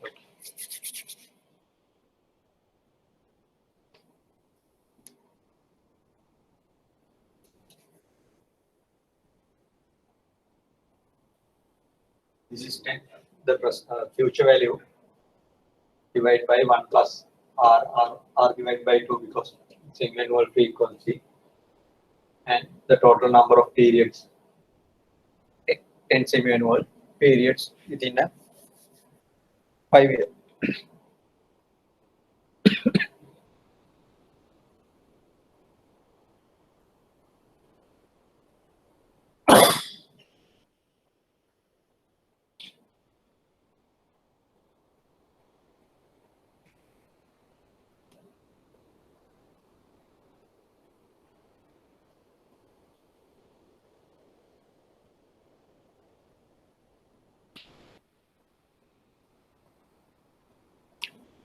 Any question?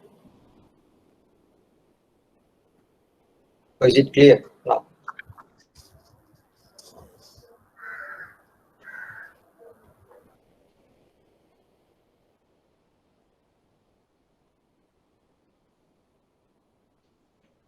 Yes, sir. Okay. Then shall we take a break? Yes, sir. Okay, we'll take a break and start 11 o'clock. And so I'm going to move into the next topic. Is it okay, or I think you can try the questions. There are about So what's the next tute? 10 questions. The next one is maturity dates, about maturity dates. Okay. So there are 10 questions. The first one we discuss now. Try other questions and ask if you have any questions on that next week. So after the break, we'll move into the new topic. It's about how to decide maturity dates and value dates. So yeah, sorry, maturity dates and day count conventions. Is it okay? Okay. Okay. Okay. Okay. We'll start at 11 o'clock.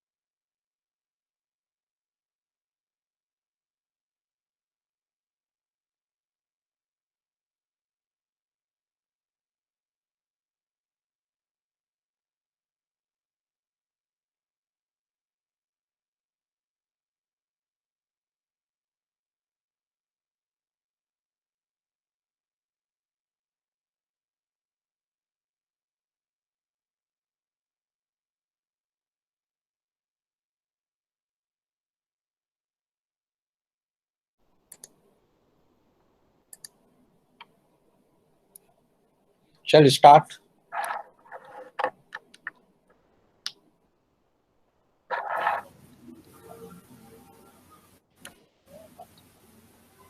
Okay, sir. Okay. So before I start new topic, the previous calculation we did, it's not correct. Something wrong in that. Let me share this Excel sheet. Just consider this. So as I mentioned, so we are going to calculate the future value at the end of the fifth year. Sorry, at the end of the fourth year. We receive cash flows at the beginning, but we are going to calculate the future value at the end of the fourth year. So therefore, even for the last cash flow, we should calculate interest for a 1 year period. For the very first cash flow, there should be interest for 5 years. So if we go back to the basics and calculate the future value of each and every cash flow, you should get 65,233.346. That means 3.35. And if you use the future value equation in Excel with the last parameter, whether we receive cash flow at the end of the period or the beginning of the period, once we put the beginning of the period, we get the same figure. So this should be the final or the correct answer. If you have to calculate the future value at the end of the fourth year period. But when we use the annuity equation, still we assume that we receive the cash flow at the end of the period, even to calculate the future value of the remaining cash flows for remaining four cash flows. We assume that we receive the cash flow at the end. So I think that's incorrect. So we can't use that. So best way to do this, calculate the interest rate, calculate the future value for each and every cash flow and add them together. But remember, we receive cash flow at the beginning. So for first cash flow, we have to calculate future value for 5 year period and the last cash flow for a 1 year period. In the previous example, the first cash flow only for 4 year period and the last cash flow, there's no future value, which is same as the amount that we receive. That's the difference. Is it clear what I mentioned?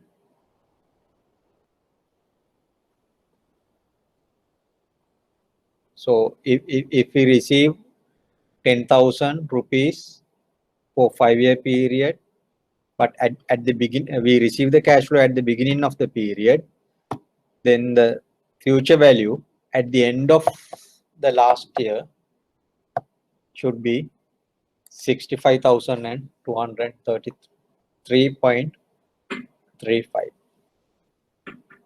So how do we get it? Calculate the future value of each and every cash flow. But this changes if we calculate the future value as at the beginning of the period. Then this will go down by 1. Then it's only 59,847.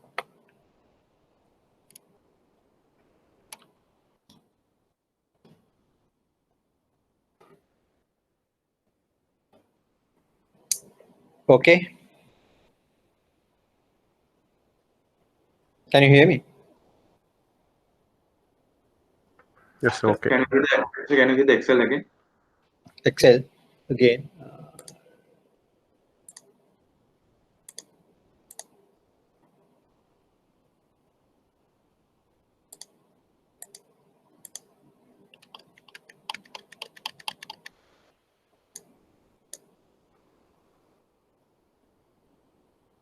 This one.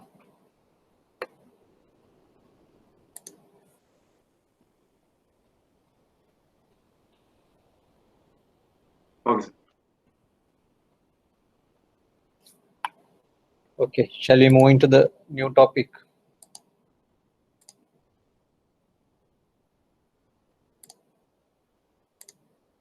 Which is about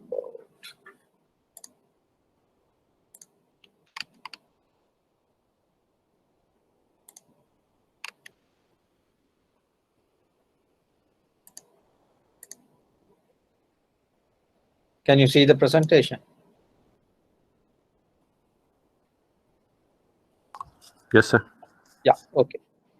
So before I start this, I'll go back to the first day or the second day and I ask you to do some homework.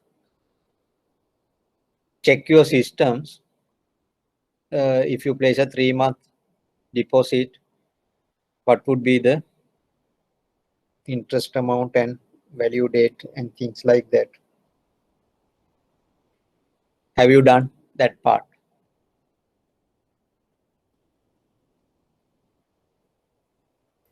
Yes, sir. Okay, now let me know the answers.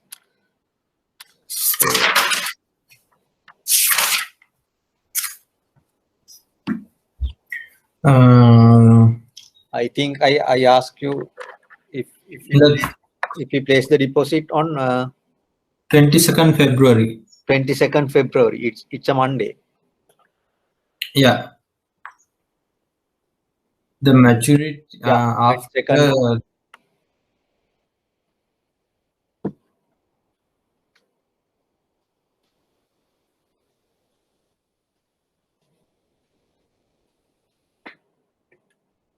Placement date.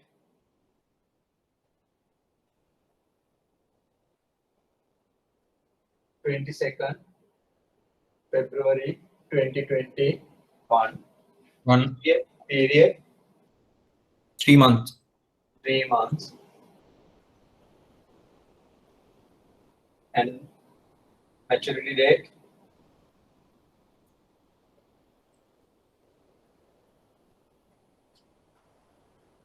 (23rd May 2021).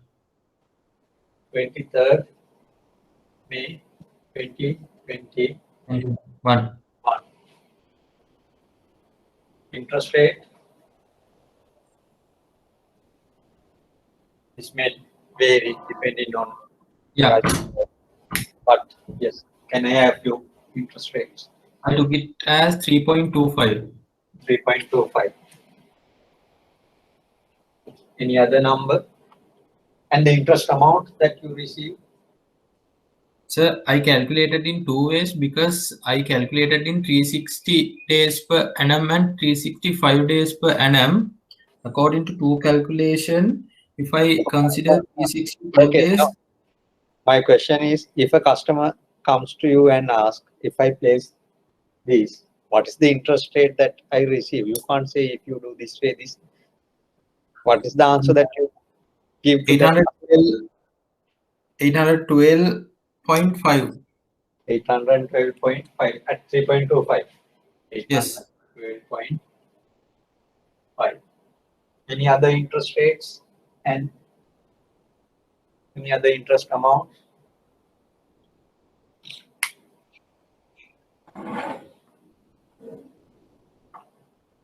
In your systems, do you have to calculate it separately or?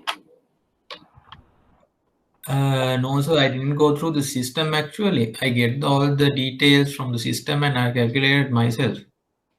But I wanted to get it through your systems. It's okay, fine. Any other numbers?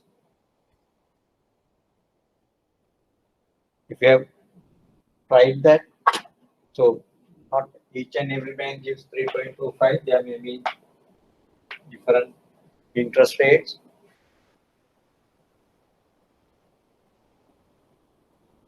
Others, have you done this?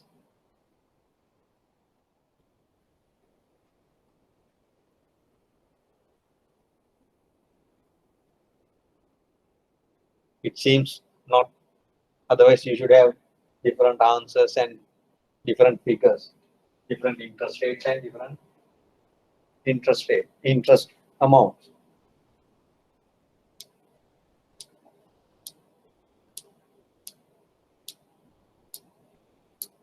Okay. Any other maturity dates?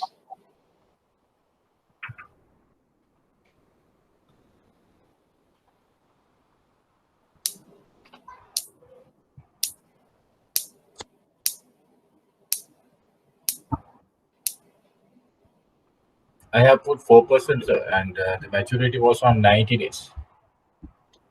4%. And the interest amount? It's 1,000. 1,000. Sorry, 1,000. Oh. To calculate the interest amount, what is the principal amount that you consider? I cannot remember. Did I say 100,000 or something like that? Yeah, 100,000. 100,000, you get 1,000. So then, what is the maturity date? It's 22nd, 90 days. 22nd.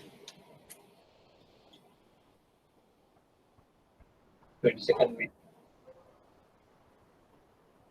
Here, 23rd May. Any other answers?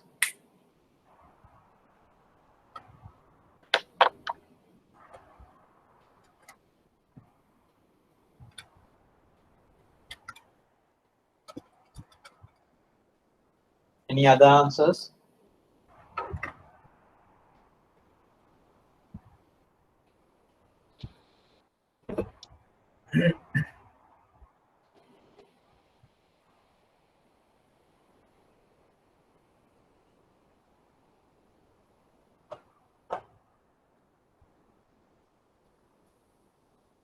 So at least here you can see two different maturity dates.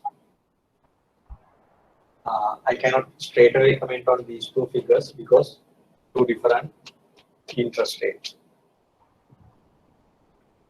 So I cannot comment more than that based on this information. If you have done this, or if I have had lot of different figures, same interest rate and maybe different interest amount, maybe many different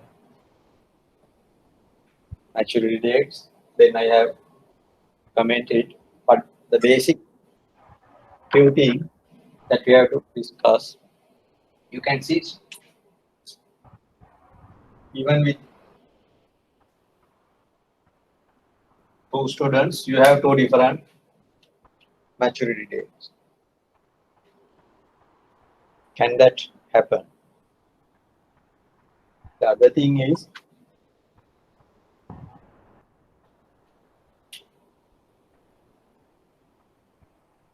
how do you calculate this interest? One of you mentioned he tried with 360 and 365 or something like that. That's another concern. How many number of days that we have to consider. So these are the things that we are going to discuss in this session. So I'll take you through the presentation and explain things. Maturity dates, again, remember we are discussing here about wholesale market, not in retail market.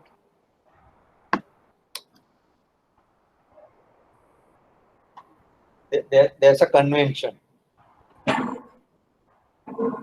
how to decide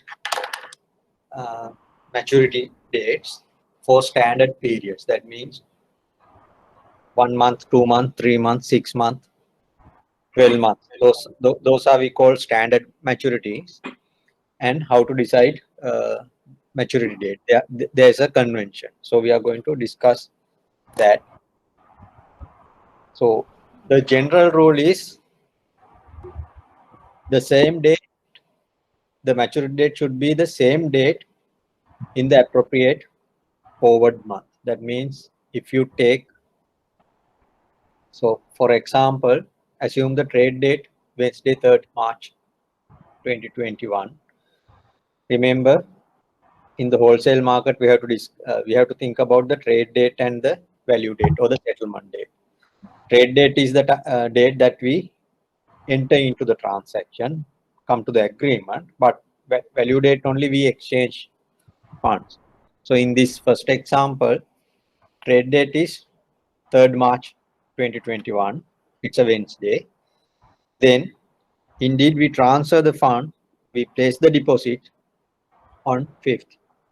Whatever the principal that we agreed to place as a deposit, we transfer that funds to the other bank, deposit taking institution on 5th Friday. So this is the value date, and the time period is considered from the value date, not from the trade date.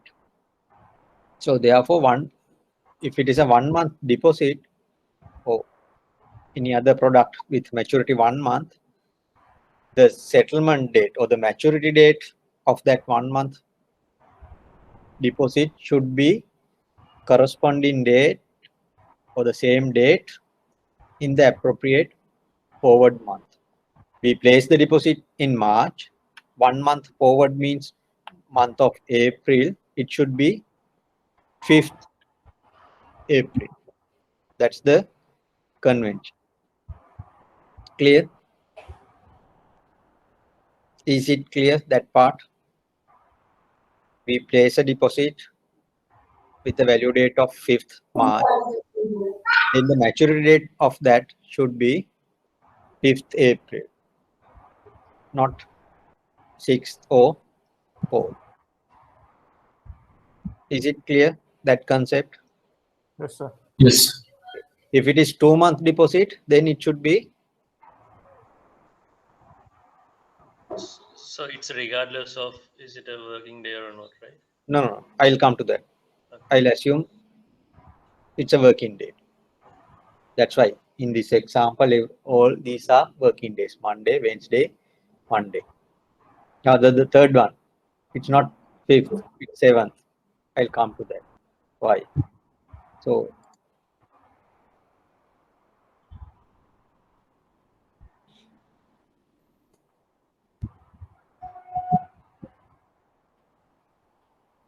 Monday, 5th April.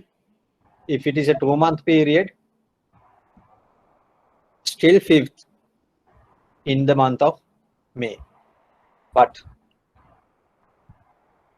when it comes to 3 months, I think it should be not May, it should be June. Let me check. Yes. Make the correction. This should be June 7th, because if we place the deposit in March, 3 months means in June. June 5th is a Saturday, so you cannot settle transaction on Saturdays in the wholesale market.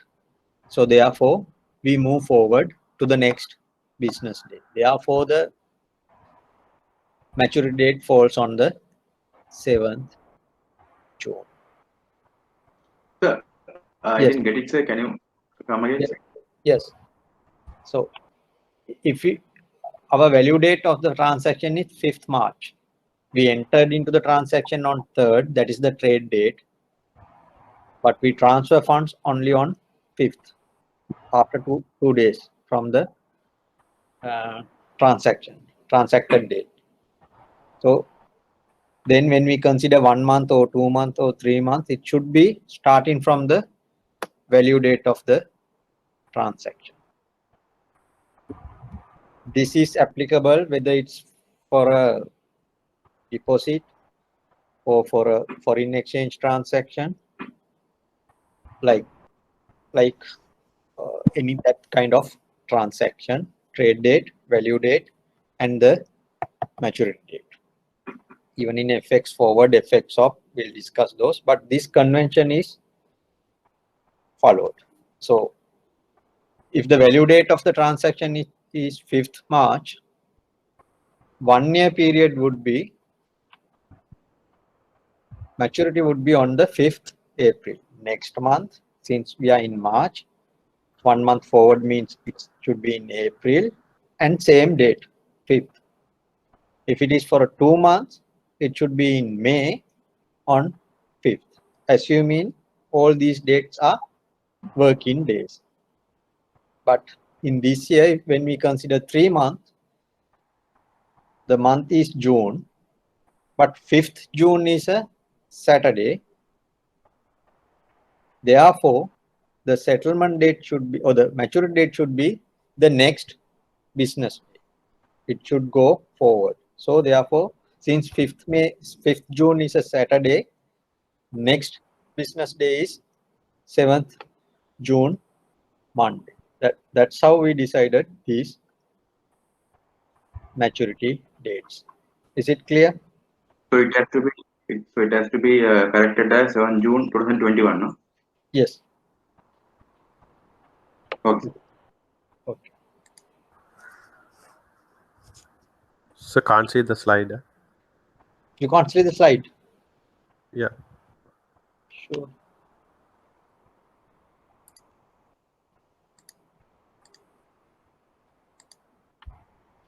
Now can you see? Yes, sir. Is it moving? You can see the. Yeah, it's moving also. Okay. So 3 month maturity date falls on 7th June 2021. Assuming we place the deposit, that means value date of the deposit or the transaction is on 5th March. But there's another rule. Maturity date never crosses a month end. What does it mean?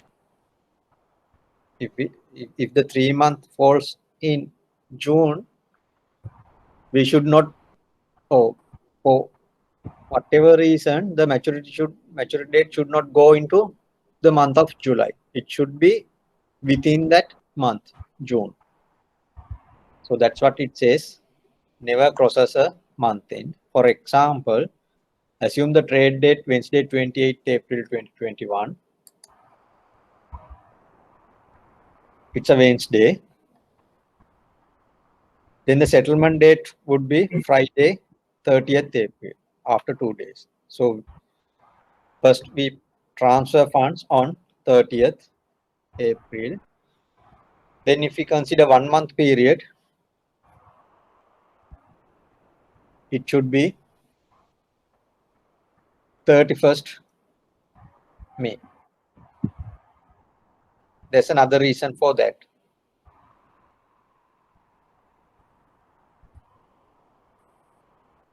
Third, 30th April is the last business day of the month. If it is the last business day of the month, then we consider maturity falls on the last business day of the corresponding month. Got it? If the value date falls on the last business day of the month, then the 1 month period would be, or 1 month maturity would be next month, but last business day, not the corresponding day as shown here. 30th April, 1 month won't be 30th May, because 30th April is the last business day. Then it should go for the last business day of the next month, 31st May. So this is the calendar. You can see it is 31st May is the last business day of the month of May. 31st is the last business day. So April 30th is the last business day of April. So therefore 1 month should fall onto that date. If we consider the 2 months period, last business day is 30th. So therefore it falls on to 30th. But when we consider 6 months from April, 6 months falls into which month? From April to 6 months, it should be in October. Correct? If you place a deposit for a 6 month in April, then it should be, maturity should be in October. Yeah. If you go to the October last business day It's on Sunday. is a Sunday. 31st Sunday. So it's a holiday. Now we don't move forward. We don't put or consider 1st of November as the maturity date. Instead, we go back. So what is the previous last working day? It is 29th October. So that's why it says maturity date never crosses a month end. We don't go to the next month. Yes. So then we are considering a month or 2 month or 3 month. We are not considering days, right? Number of days within a month. No. In a standard 1 month, 2 month, 6 month settlement, we don't consider number of days. Number of days, we are taking the last working day of the month. If the last working day is a holiday, we are coming back to the last working day. Yes. All right. We consider last working day of the month. It's only if the settlement date or the value date of the transaction falls on the last day of the month, last working day of the month. Otherwise, we go for the corresponding date, as in this say 5th March. 1 month is 5th April. 2 months is 5th May. But if that day is a holiday, then we move forward. We don't go back. Right. Understood. So can you show the very first slide also? First slide, please, for me. This one. Previous one, first one. This is the first one. Otherwise. Okay, sir. Okay, thanks. So here 7th June is because I think this one you can see 5th June is a Saturday. We cannot settle the transaction on 5th June. So therefore we move forward to the next business day to 7th. That's why in this example, in a 3-month deposit, we go for the 7th June as the maturity date. Clear?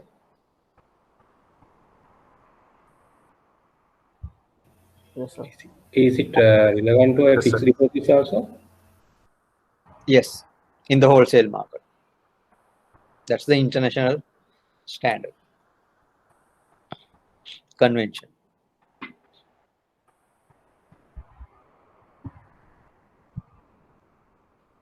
So that rule is called Indent Rule. Last business day in the current month is not the last calendar date in the month. Then we go for the next month last business day for the maturity. So again, yes. Can you go to the previous slide? This one. Yeah, that in that case, that 31st May comes because that is April is the last day of the April 28th is the April 30th is the last business day of that month. So the maturity date of 1 month should be the last date of the next last month. day, last business day of the next month. Last business day of the next month. That's why in the 6 month period, it falls on the 29th because it is the last business day in October. This applicable when only that 30th. That means working day is the 30th. Yes. whatever the last working day, if the first settlement takes place in the last working day, then the maturity also should fall on the last working day of the corresponding month. That's because May 30th is a holiday. Yes, May 30th is a Sunday. That's why 1 month falls on to 31st. In the 2-month case, 30th June is a working day. So it falls on the 30th. But in the 6-month case, October 30th is a, October 31st is a Sunday. We don't move forward. Instead, we go back to 29th Friday. So that's altogether called Indent Rule. Month end. If it is the starting day is a month end, then the maturity date is also the month end, last business day. Sir, in the previous example, This one. Yes. So the settlement date is 30th April. yes, and we are taking the 31st May. Is it because 30th is a Sunday, or is it we are taking 30th?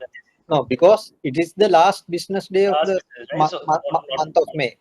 Yeah, so that is not because we are not considering if whether that is Saturday or Sunday, right? That No. 30th. Yeah, okay.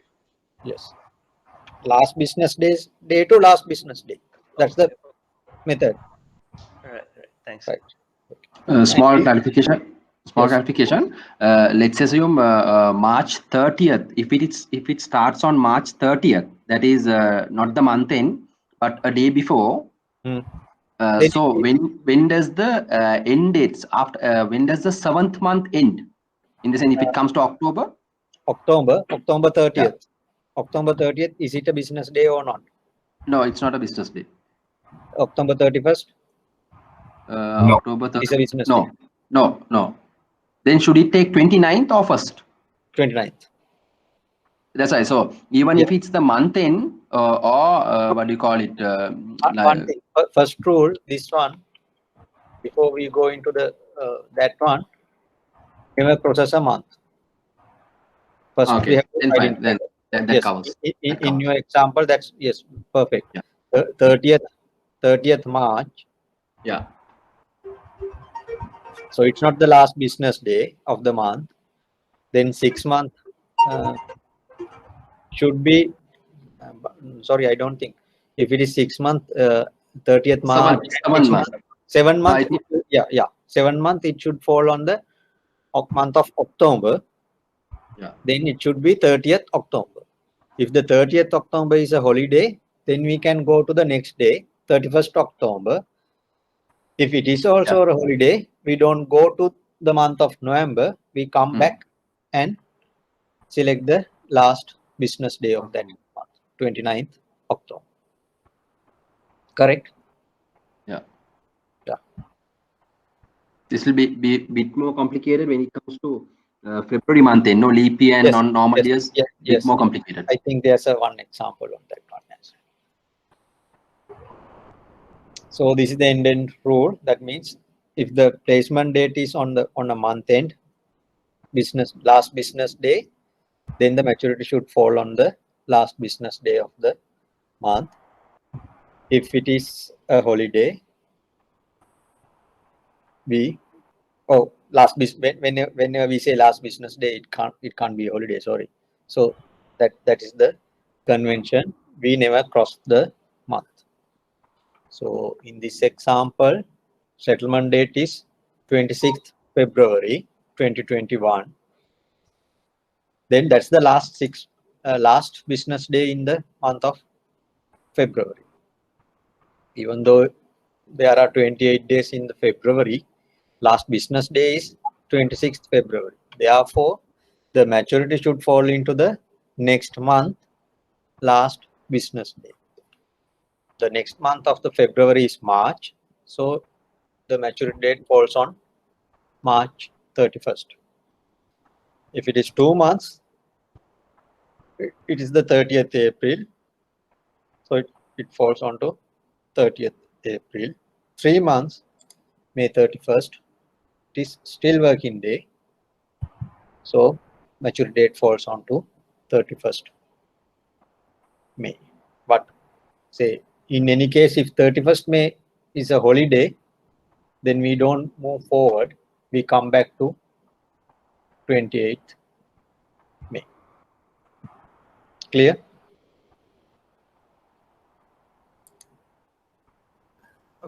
Is this the normal banking practice, or the bank's interest calculations also goes according to this concept? Interbank market, yes, it should be. How about the fixed deposits and? But for the customers now, since you have credit the customer account even on a weekend or a holiday, I don't think. That's why I ask you to check in your system. Whenever we say a 3-month deposit, different banks uses different conventions, as far as I know. I just wanted to make sure that. That's why I asked you to do that. Then I can get information. Yeah, but what happens is you define holidays from the systems also. So normally from start date, end date, when you place the FD, it's at bank's discretion. They decide that start and end date. The start date is something, and you define the end date based on if it is if the exact day is going to fall on a what do you call it, holiday. Most probably it is the next day. Vice versa, they negotiate and put that. But it's not a hard and fast rule because it's difficult to develop systems in this manner. So mostly this is about which manner? No, because now in your previous example, if it is 26th February, then again for I mean each 26th February is the start date. So it falls on each 26th of each month, no? No, it should consider it as a last business day, and that is a problem.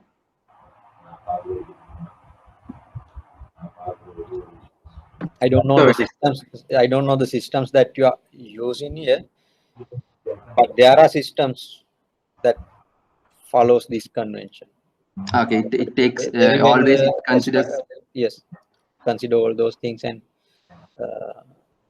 it has property. But what I heard in the domestic market for retail customers, even if it is a holiday, you don't care about it because you can credit that through the system. So you don't consider holidays. Consider holidays. It just multiplies with the start date 26 of each month. But what you for month end, what you said was true. If it is 31st, it always takes the month end date. They don't consider the holidays. Even if it's a holiday, it falls on the month end itself. So, but the problem is in the wholesale market we can't do that because the settlement has to be taken place through the settlement system, national payment systems, which are not in operation on holidays. Holidays, no? Yeah. This is mainly significant for fixed deposits, no? Any other products, I don't think. Even for forex, FX transaction to settle forwards and swaps. This is applicable. Also, a small thing.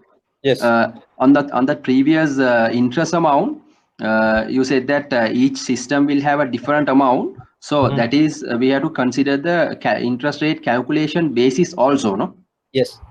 We'll come it's actual by right. No. Yeah, we'll come to that. Yes. So is this so one doubt, sir. Yeah. In our bank, if a customer fixed a deposit in 24th February, if we say 3 months maturity, the maturity date will be 24th May. 24th May. Yeah. That's fine. Yeah. But in the usage during that forex market, it will be not 24th. It will be like 31st May. No. Thing is, with the customer, if customer you are referring to this example, what is on the screen? So with the customer, you don't have a trade date and value date, settlement date, 2 days, because customer Yeah. comes to you on 24th February. So you take funds on 24th. So that's the settlement date itself. Yeah. In the wholesale market, it won't happen.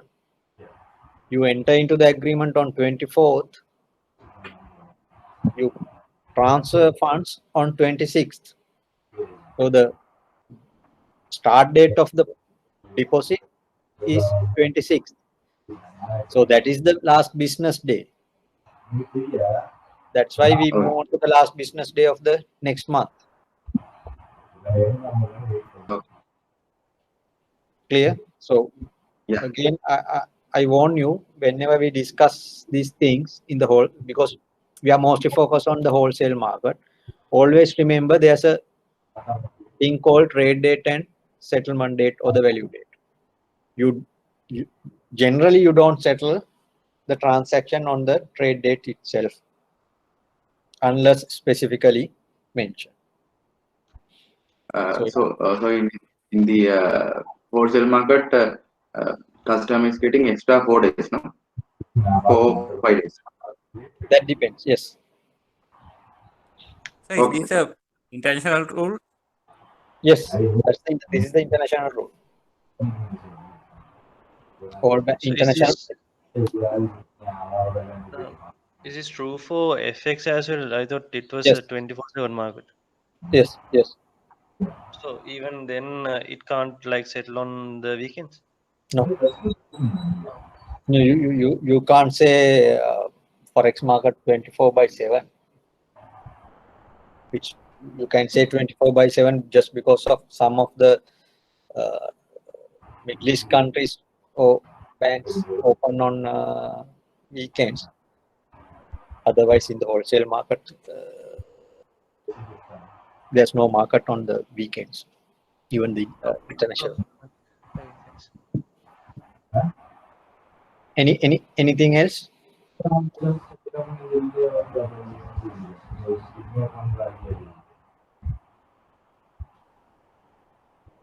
Did someone ask any question? It was not clear.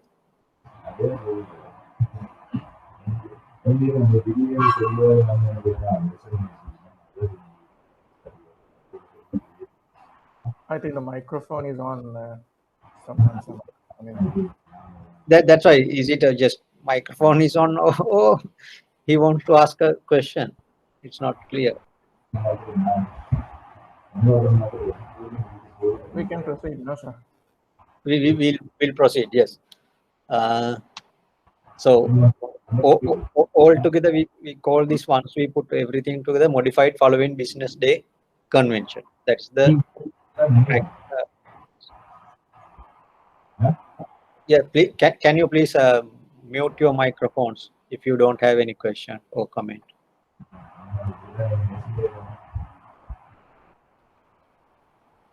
So altogether we call this as modified following business day convention.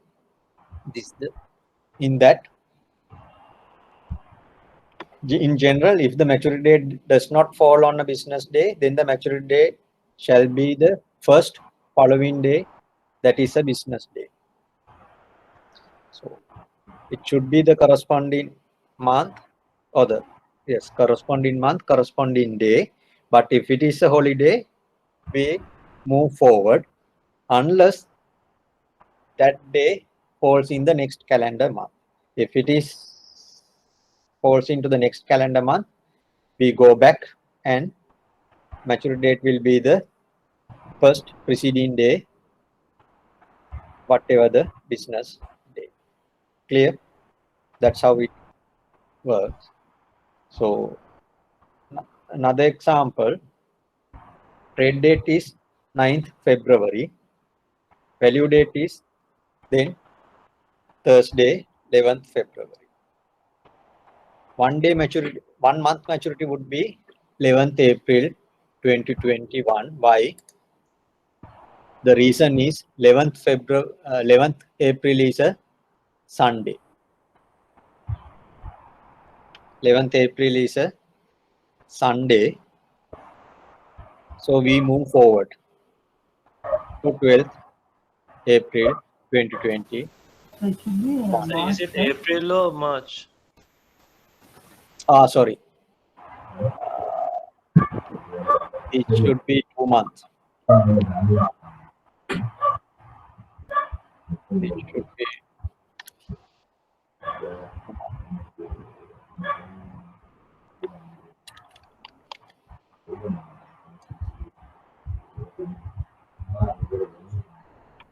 It should be 2 months. If it is 1 month, I think 11th March is not a holiday. If it is a 1 month, yes, 11th March is in Sri Lanka it was a holiday. Then we can move into 12th March. Either way, if we want to do that, we can do that one as well. 1 month, Friday, 12th March 2021. And in the 2 month one, again, I assume that 12th April is a working day. But in Sri Lankan context, it could be different.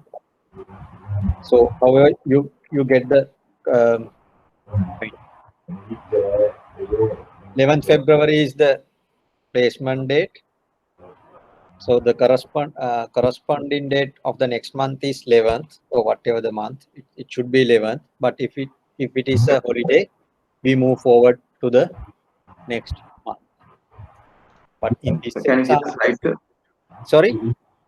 Can you see the slide, sir? You can't see the slide. Yes.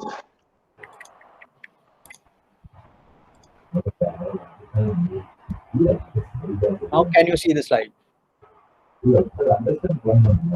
Yes, sir. Yeah, okay. So sorry, there's a noise. Better if you can all mute whenever you don't ask any question.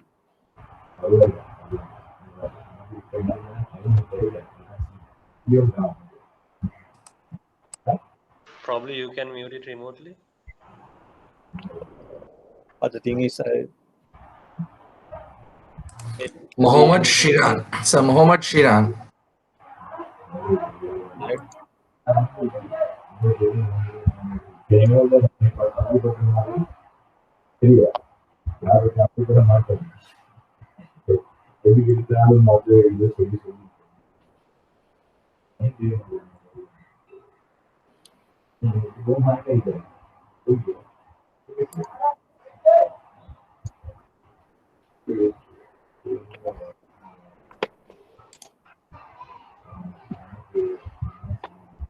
it will take time to find out. So Shiran, can you Just mute the mic, please? How much Iran? Yes. Found it. Okay. Now it's okay, no? Yes, sir. Now, can you see the presentation? No. Can't see.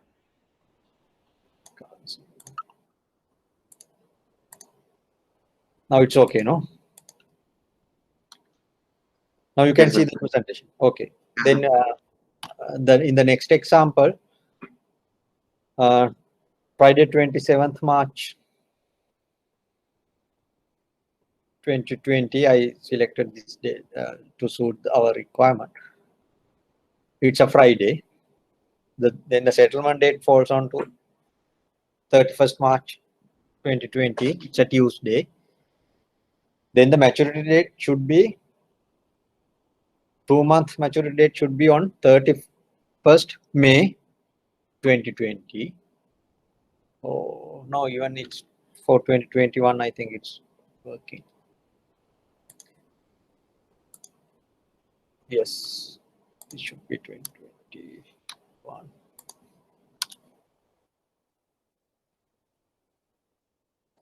Please do these changes in your handouts. Sorry. So it should be March 2021 and May 2021. Sir, can't see. So slide, please. Yeah. Sure.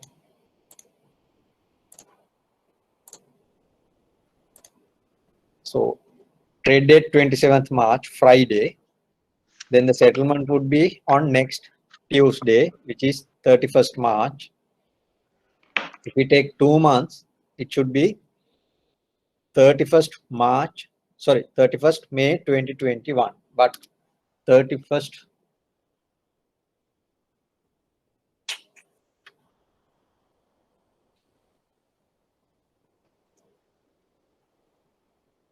no, I think my previous one is correct. 2020 calendar. We'll remove this. Do you have a 2020 calendar with you?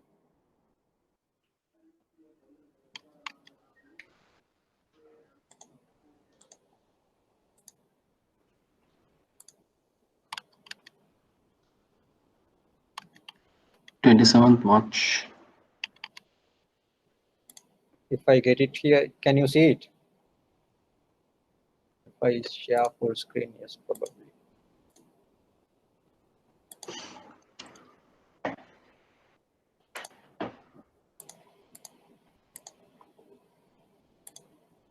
So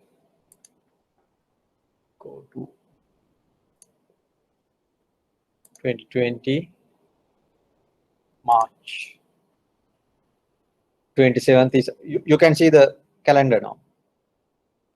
Yes, yes. Yes. 27th March is a 27th March is a Friday. So if you place that enter into the transaction on 27th March, settlement date would be 31st March 2020. Correct. So if you take 2 months, then it should be in the month of May. In May, 31st May is a holiday, Sunday. So we don't move forward. We don't go into 1st of June. Instead, we go back to the preceding month of, or the preceding working day. That is 29th May. Clear? So then what is the adjustment, sir? What do you mean? You told that we have to adjust in the tune. That is the mistake.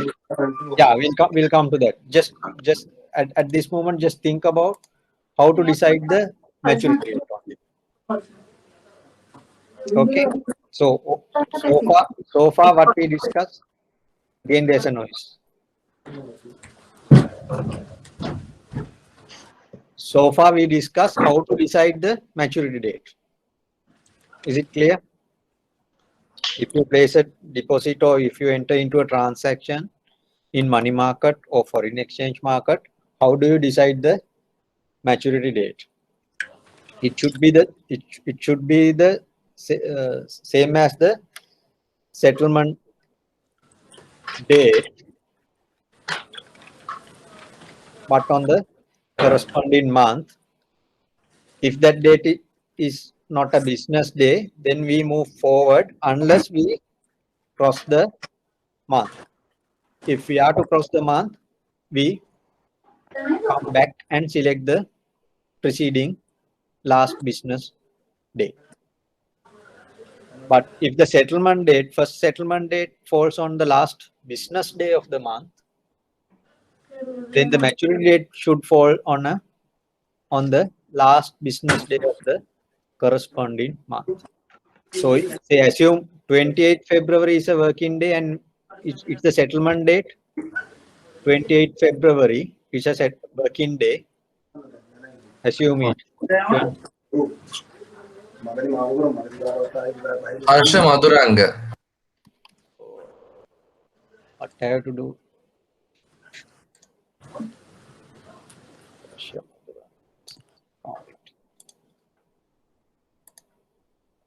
So now can you see the presentation or? Yeah. Can see. You can see presentation. Can see the presentation. Okay, what I was telling, if the settlement date is 28th February, assuming 28th February is a working day, what would be the 1 month maturity date?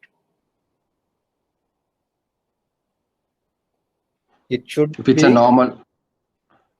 Yeah, it's not the 28th March, it should be 31st 31st March. March. If it is a holiday, it should be 30th March. Assuming 30th March is a working day.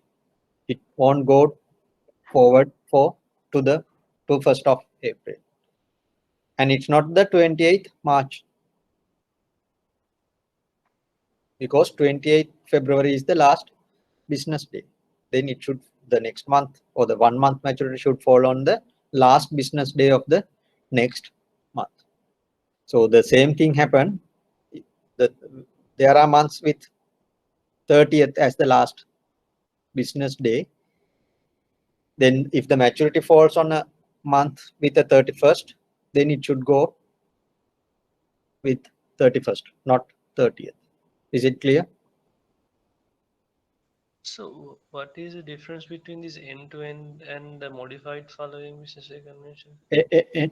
End-to-end is month end to month end. But in the modified duration with the that rule of no crossover for the next month. Okay, we are going back. We are going back in the modified following business day convention.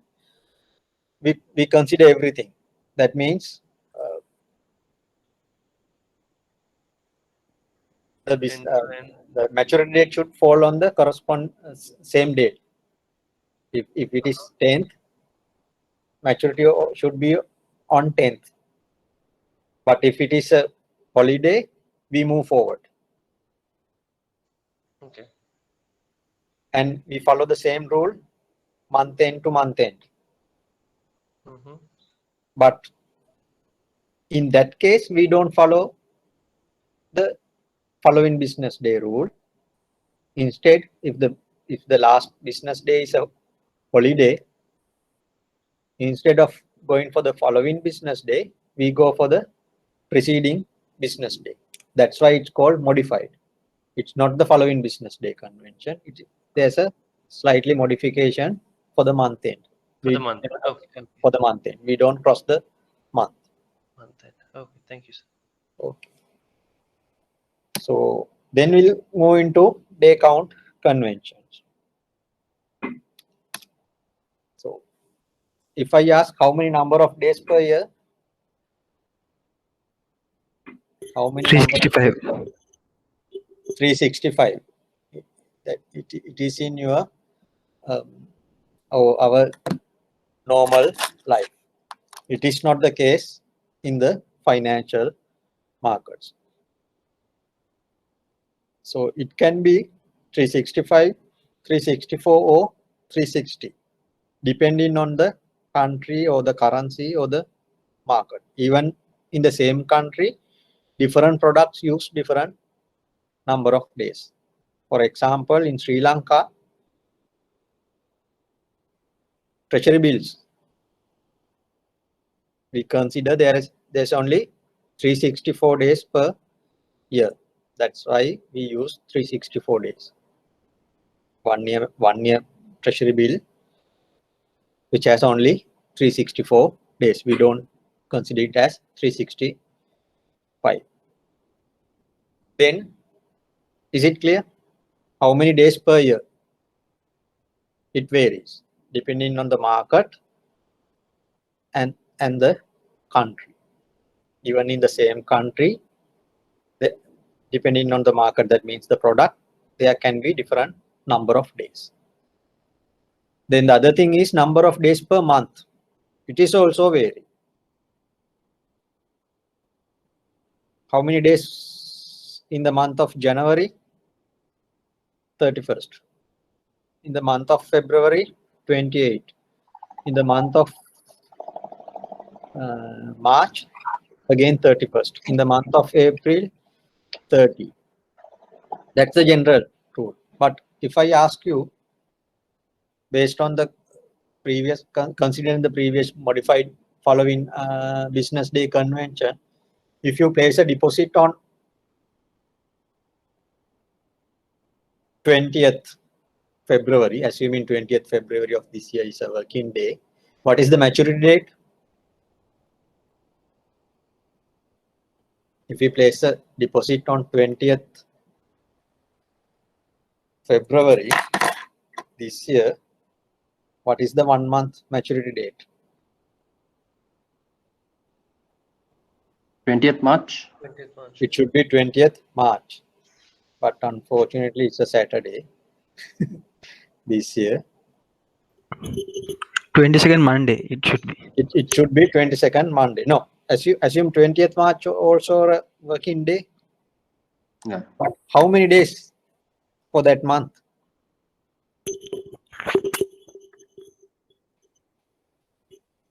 So if 31 days. 28, no? 28. 28. 28 days. 28 days. But if I ask you from 20th January to 20th February, 31. No, that's 31, yeah. 31 days. So if I ask from April 20th to March to May 20th, because 1 month should be May 20th. 30 days. It's only 30 days. So depending on the start date and the end date, even for a standard 1 month period, number of days may vary. So therefore, again, in different markets and in different countries, they use different conventions. There are broadly two types of conventions. One is money market basis.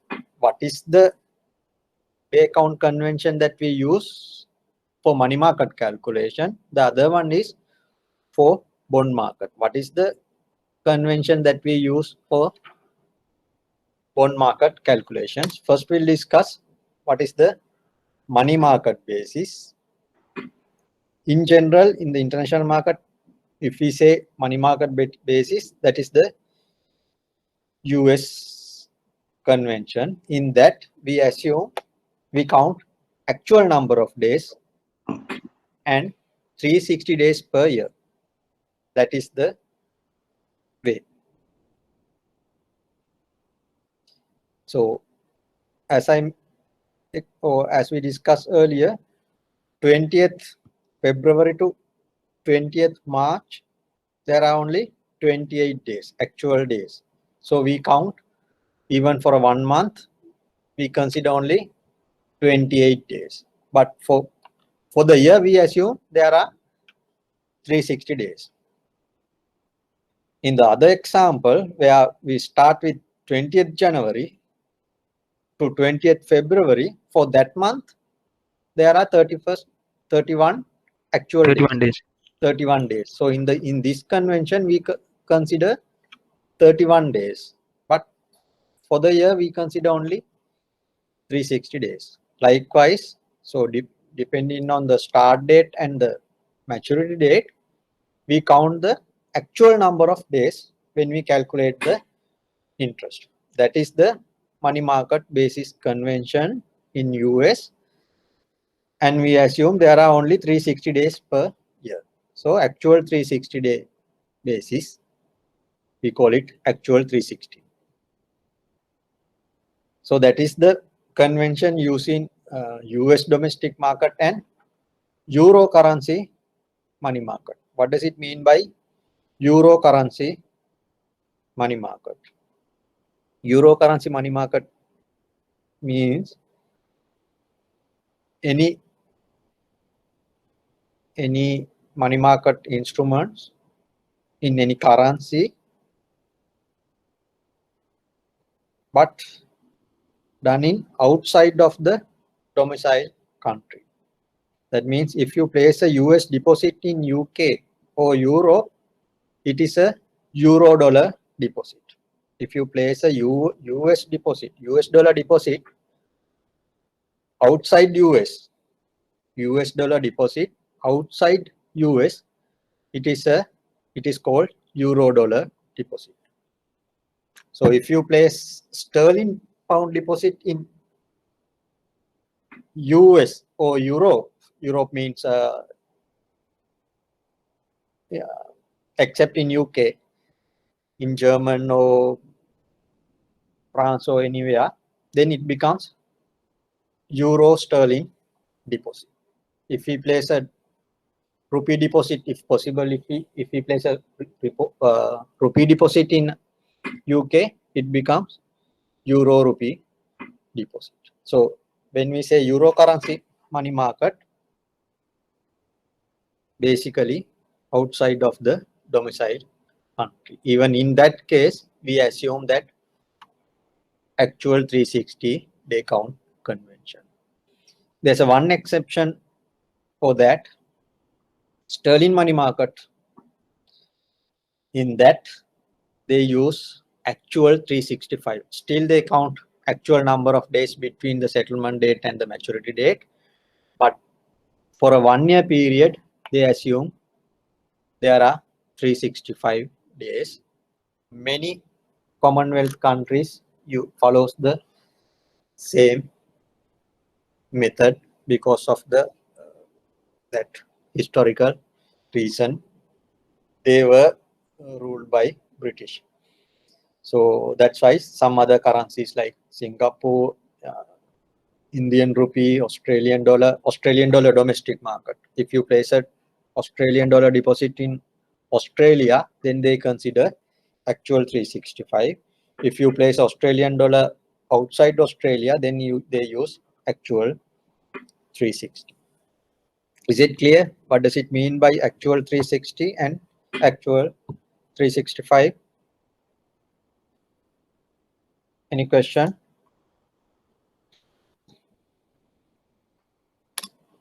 If not, we'll do this example. $1 million is invested at 10% for 1 year using money market basis. What is the interest amount that the investor would receive?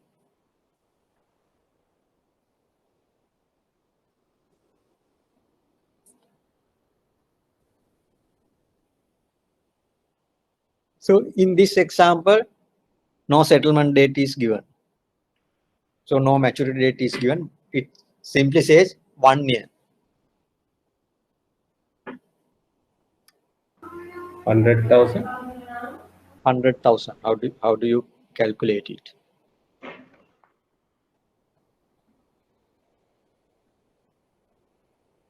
Now you can't do that.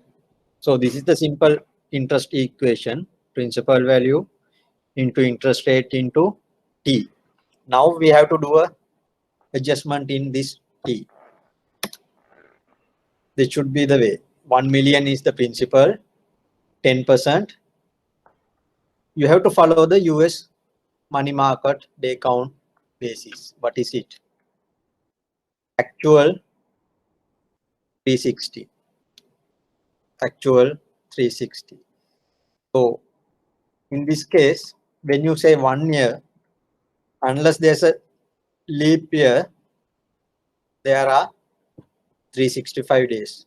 Between any 2 days, or say 20th January this year to 20th January next year, there will be 365 days. But their convention is they assume there's only 360 days per year.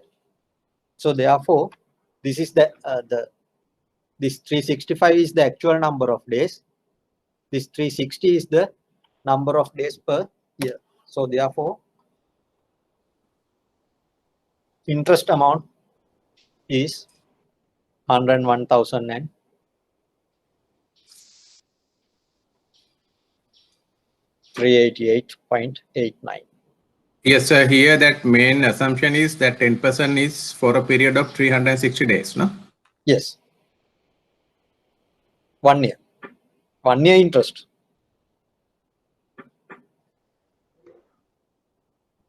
Clear? Any question?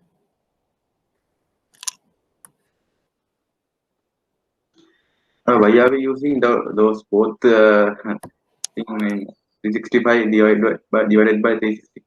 That is the market convention. Okay. That is this convention. Actual 360. Okay. This one.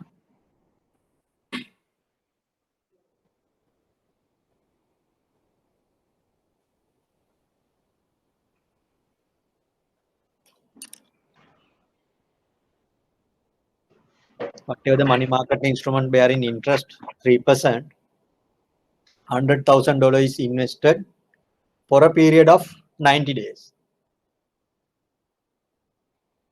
What is the interest that the investor receive at maturity? Still you can use the simple interest equation, substitute the numbers. Now here you can see 90 over 360 because the investment is only for 90 days. Actual number of days is 90 and we assume there are only 360 days per year. So it would be. So rate is 3%, right? Yes, sorry. This should be 3%, 0.3. And the amount 100,000. Then the amount should be 100,000. So which one is less easy? No.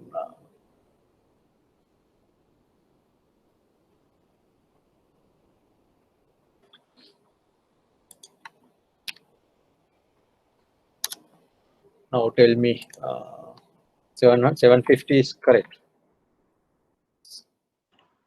Yeah. Yeah, 750. I have done the calculation correctly. Yes, copy paste problem.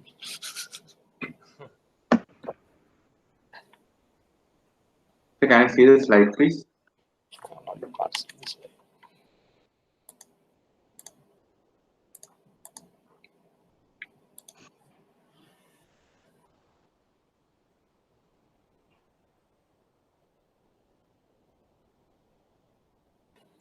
Principal amount is 100,000. Interest rate is 3%. Investment period is only 90 days. And we assume there's only 360 days per year.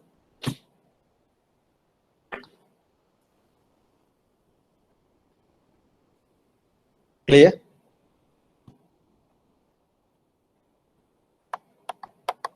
Sir, excuse me. I have a Yeah. question.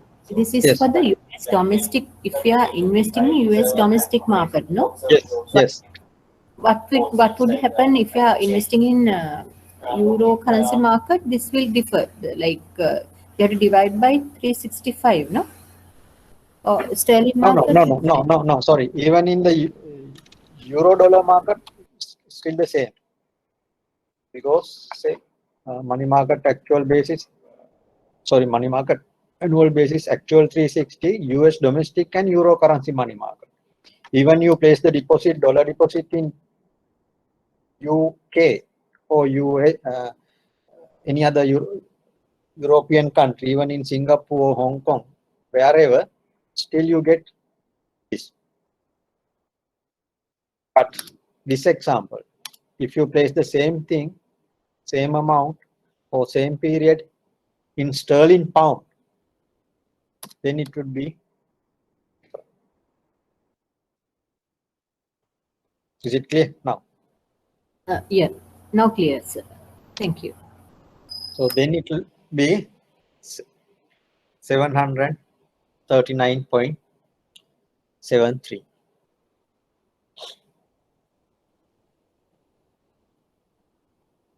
Now you can see even the same rate, you will get same rate, same amount, same period, you will get two different interest. So that I think that can happen even in Sri Lankan market, even for retail customers. If one bank uses 364-day count basis and the other one uses 365-day count basis, and one uses 30-day convention and another one uses actual day count convention. So the interest amount we receive would be different. I think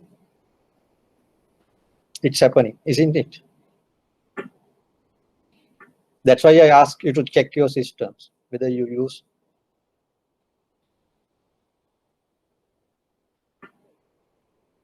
So if you can come up with the numbers next week, we can consider. So we can discuss that. Even you quote the same rate, the customer should go for the with the party which gives the highest interest amount.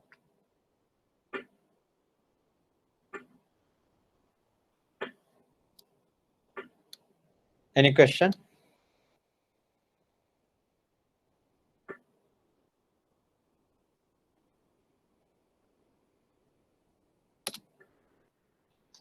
Then the bond basis.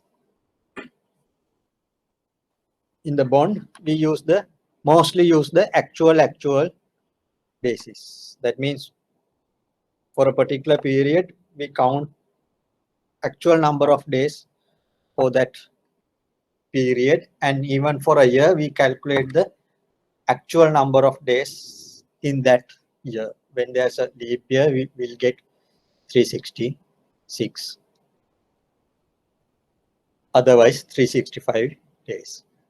So this convention is mostly followed by government bond markets all around the world and many corporate bonds.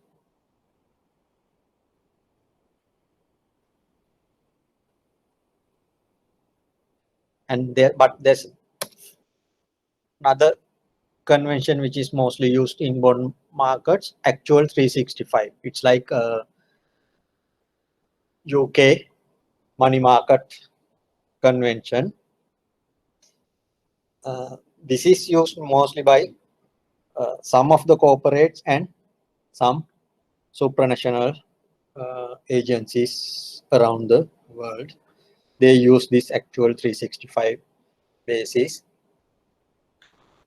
These two are the mostly common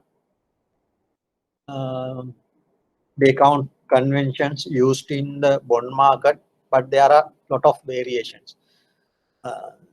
Some use 3360 convention. That means for a month they assume there are 30 days only, and for the year 360 days. And there's another one called 30E over 360. There are slight variations. If you are really interested, you can find it out. But for this course and what I wanted to highlight you, there are different conventions. So whenever you play in a market, you should know what is the convention applicable for that market and use that convention appropriately. That's the message that I wanted to give. And but these four conventions, 2 money market conventions and 2 bond market conventions, you should know. And remember what is the convention applicable for Sri Lanka. Government in Sri Lankan government bonds, we use actual convention.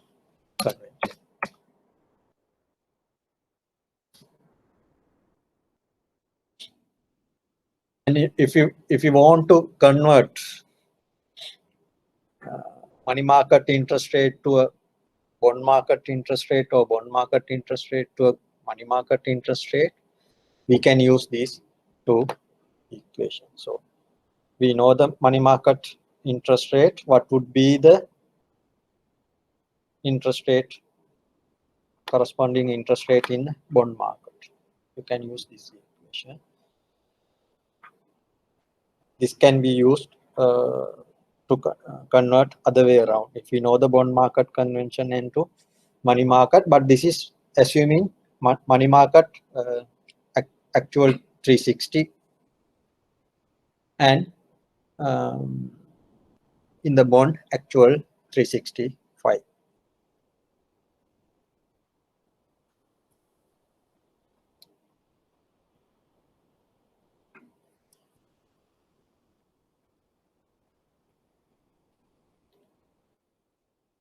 This is the last slide. You can do this calculation. using this equation. You have a choice of two investments. Investment A, interest rate is 2%. Interest is calculated based on the bond basis. Investment B, rate is 1.99%, but uses the money market convention. Which investment should you select?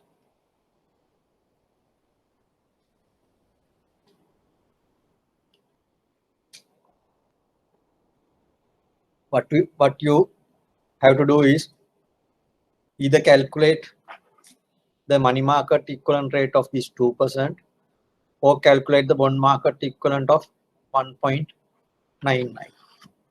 Then compare it with the other figure. In here, what I have done, I have calculated the money market equivalent of this bond basis rate. So this is the equation as here.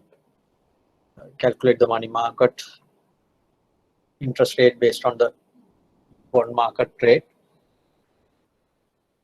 RB is 2% and 360 over 365, it is 1.97 only. So if you invest in on investment A, in money market terms you get only 1.97%, whereas in investment B you get 1.99%. So you should select the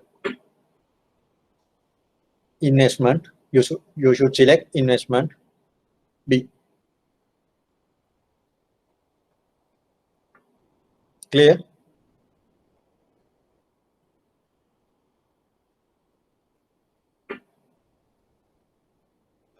Will you mind explaining one more time, please? Yes. So in the investment A, we get 2% interest rate. Quoted interest rate is 2%, but the calculation is done based on the bond basis. In the investment B, the quoted interest rate is only 1.99, but it uses the money market convention to calculate the interest rate. So how do we compare this? To compare this, one way we can calculate the money market equivalent rate of this 2%. To do that, we can use this equation. So we know RB, what is the interest rate based on bond basis? It is 2%. So 2% into 360 over 365, it gives you 1.97. So which is lower than 1.99. So therefore, you should invest in investment B. You get a higher. Sir, small clarification. Investment A is at 2%. So the Yes. rate we describe is 1.97. No? So investment A, shouldn't it be compared with the 2% and the 1.97? No, because it's 2%. We convert that 2% into 1 point money market equivalent. So then, sir, the way I understood, it's better to invest in bond basis than money market. And investment B is a separate thing. No, that depends. That depends on the interest rate quoted as well. If this was like 2.05, it may be go for the bond basis in that case. But if you go back to these equations, you can see in this, when I say money market convention, this is the way. 365 divided by 360, or actual divide by 360. So you divide by 360. So therefore you get more interest. But in the bond basis, bond calculation, you divide it by 365. Even in the actual 365 or actual one, then you get less interest. If the same interest rate is applicable, it's better to go for money market. That's true. if the same interest rate quoted in both markets, bond market and the money market for the same period, then it would be better to go for the money market. Assuming these conventions, if the conventions are different, then you have to do the comparison. Is it clear now? So otherwise, you can do a calculation. Say, assume you invest 100,000 for a 1 year period in investment A and investment B. Calculate what is the interest rate, that interest amount that you receive. You should receive high interest in investment B.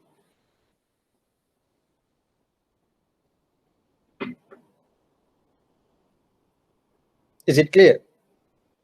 Try that. Yes. Say, try.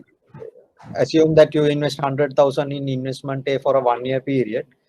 Calculate what is the interest that you receive. In the bond basis, actual,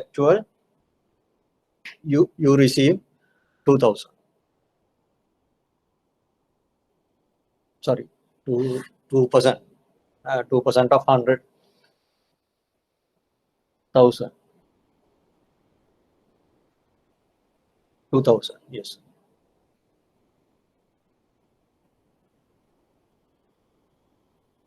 Then calculate 1.99 on the money market basis. You receive more than one. You receive more than the interest that you earn on the bond basis. Do the calculation. Shall we do that? Principal is 100,000.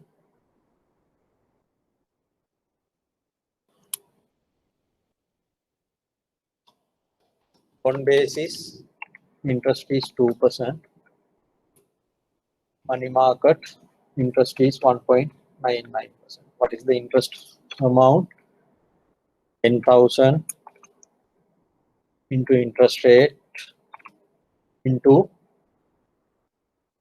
actual. If it is for a 1 year, 365 divided by 365.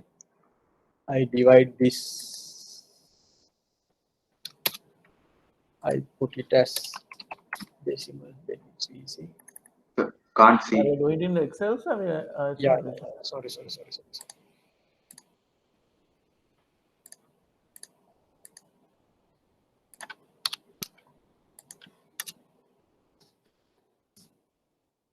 Okay, principal amount is 100,000. Bond basis interest is 2%. Money market interest is 1.99%. So what is the interest on bond basis? 100,000 into interest rate into 1 year. 1 year means 365 divided by 365. In bond basis, 1 year is like that. So you receive 2,000. In the money market basis, principal into interest. What is the 1 year? 12 divided by 360. You can see 365 divided by 360 is a higher number, more than 1.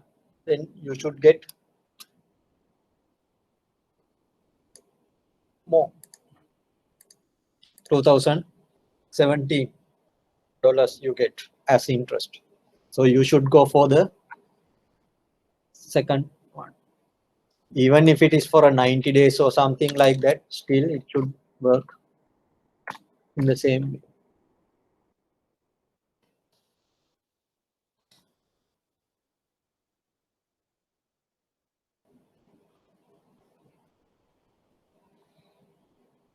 Clear? Okay, you can see now bond basis 2%, you get 493. You should get the same figure if I put here 0197.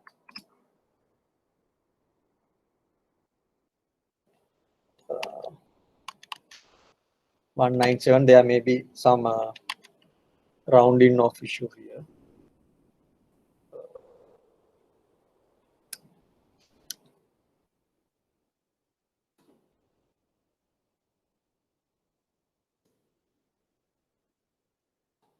keep it in 197. We'll do this calculation to see what is the exact figure. 2 into 360 divided by 365. If I put it here, you should get exactly 493. 2 into 360 divided by 365.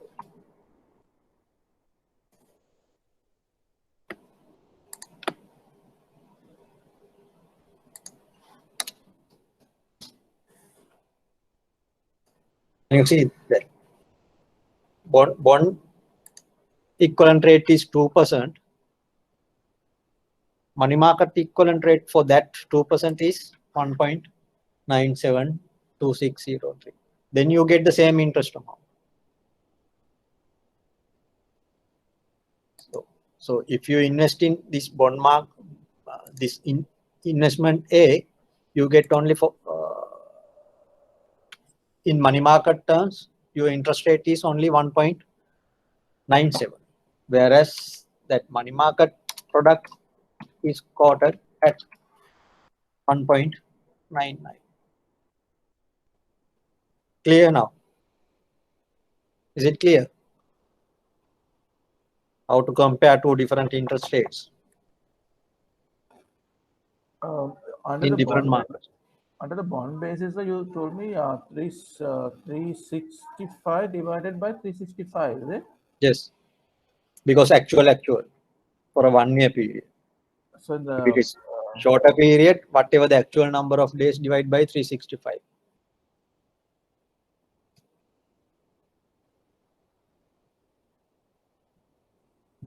So the slide number 16, it states as 365 divided by 360. Is that correct? Slide number 16. RB interest rate on a bond basis. Yeah, this is if you cannot, you are referring to this equation. Sorry, you can't see this.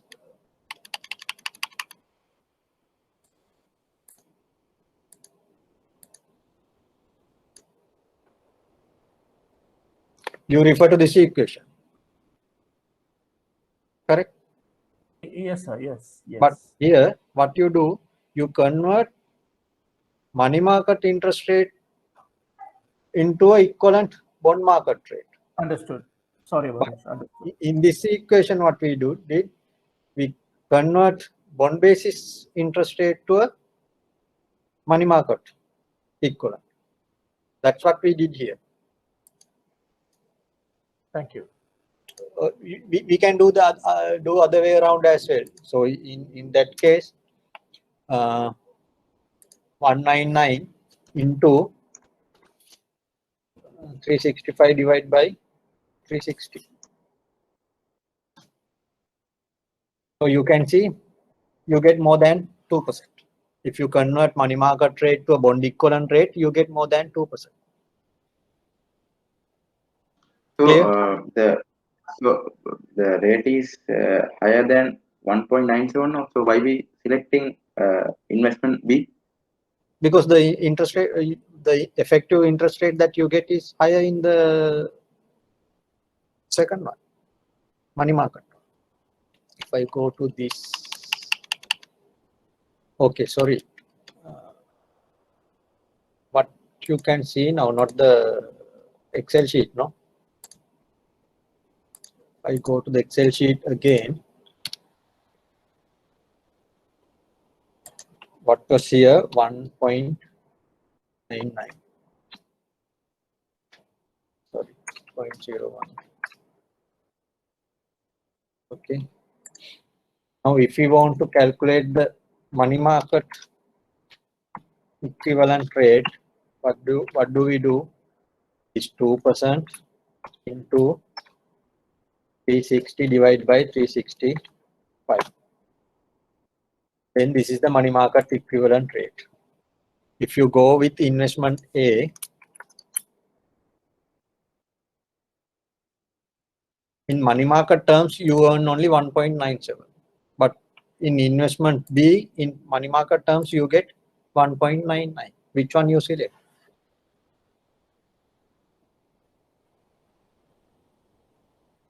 Should you select the one which gives high interest or low interest? If you invest, of course, if you are a borrower, yes, you should go other way around.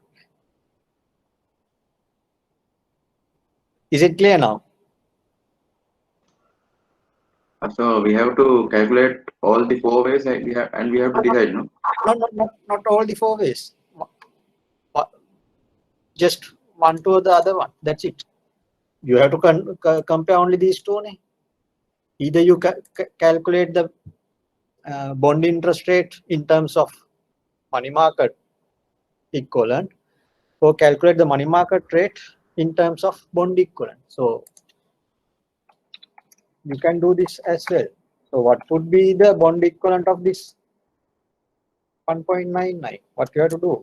Bond money market rate into 365 divided by 360. You get 2.01. So better to invest in money market product. But so that depends on these two numbers as well. If I lower it to 1.095, so now you can see bond equivalent is only 1.97. Here you get bond equivalent 2%. In that, it is better to go for investment A. Clear? Okay. And that depends on whether you are a borrower or a lender. That is also there. If you are a lender, you go for the high rate. If you are a borrower, you go for the low rate. That's fine. Anything else? Is there any time to do another example, sir? Now? Yeah, is it possible? I can, but what sort of example you need? This kind of another example. This kind of? Yeah. So then I have to take some again hypothetical figures. Okay, we'll delete these.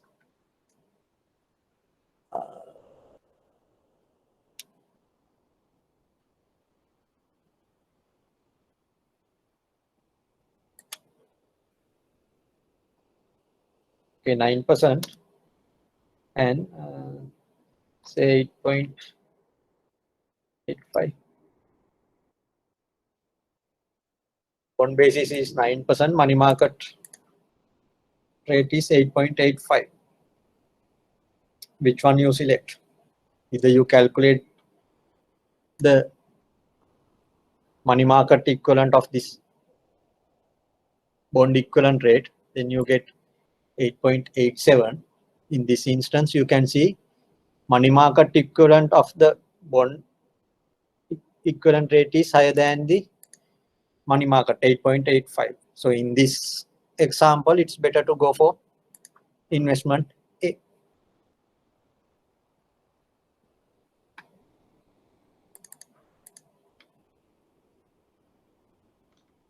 You get more interest on investment A.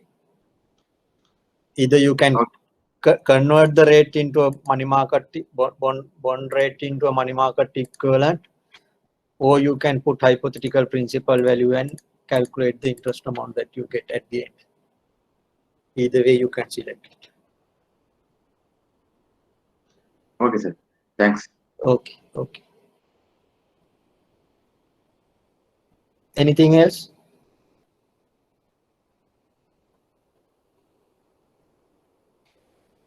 So next week we are going to discuss about money market, where we are going to use this simple interest calculations and present value, future value calculation. So be familiar with these equations or the concept behind it. Okay. Anything else?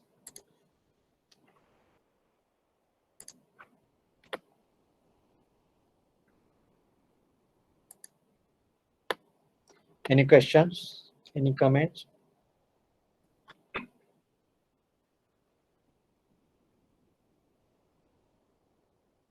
So, if you want to discuss the discrepancies in our markets better, if you can come up with, I don't know what are the conventions that you use in your banks. So try to find out what is the day count convention you use in your bank for FDs. Then we can compare it and discuss. Okay, then, and try to do the questions in present value and future value, time value of money. Calculate examples. There are 10 questions. First one we did. There are 9 more, so you can try those. If you don't have any questions, we can stop now. Okay. Okay, thanks. Thank you, sir. Thank you.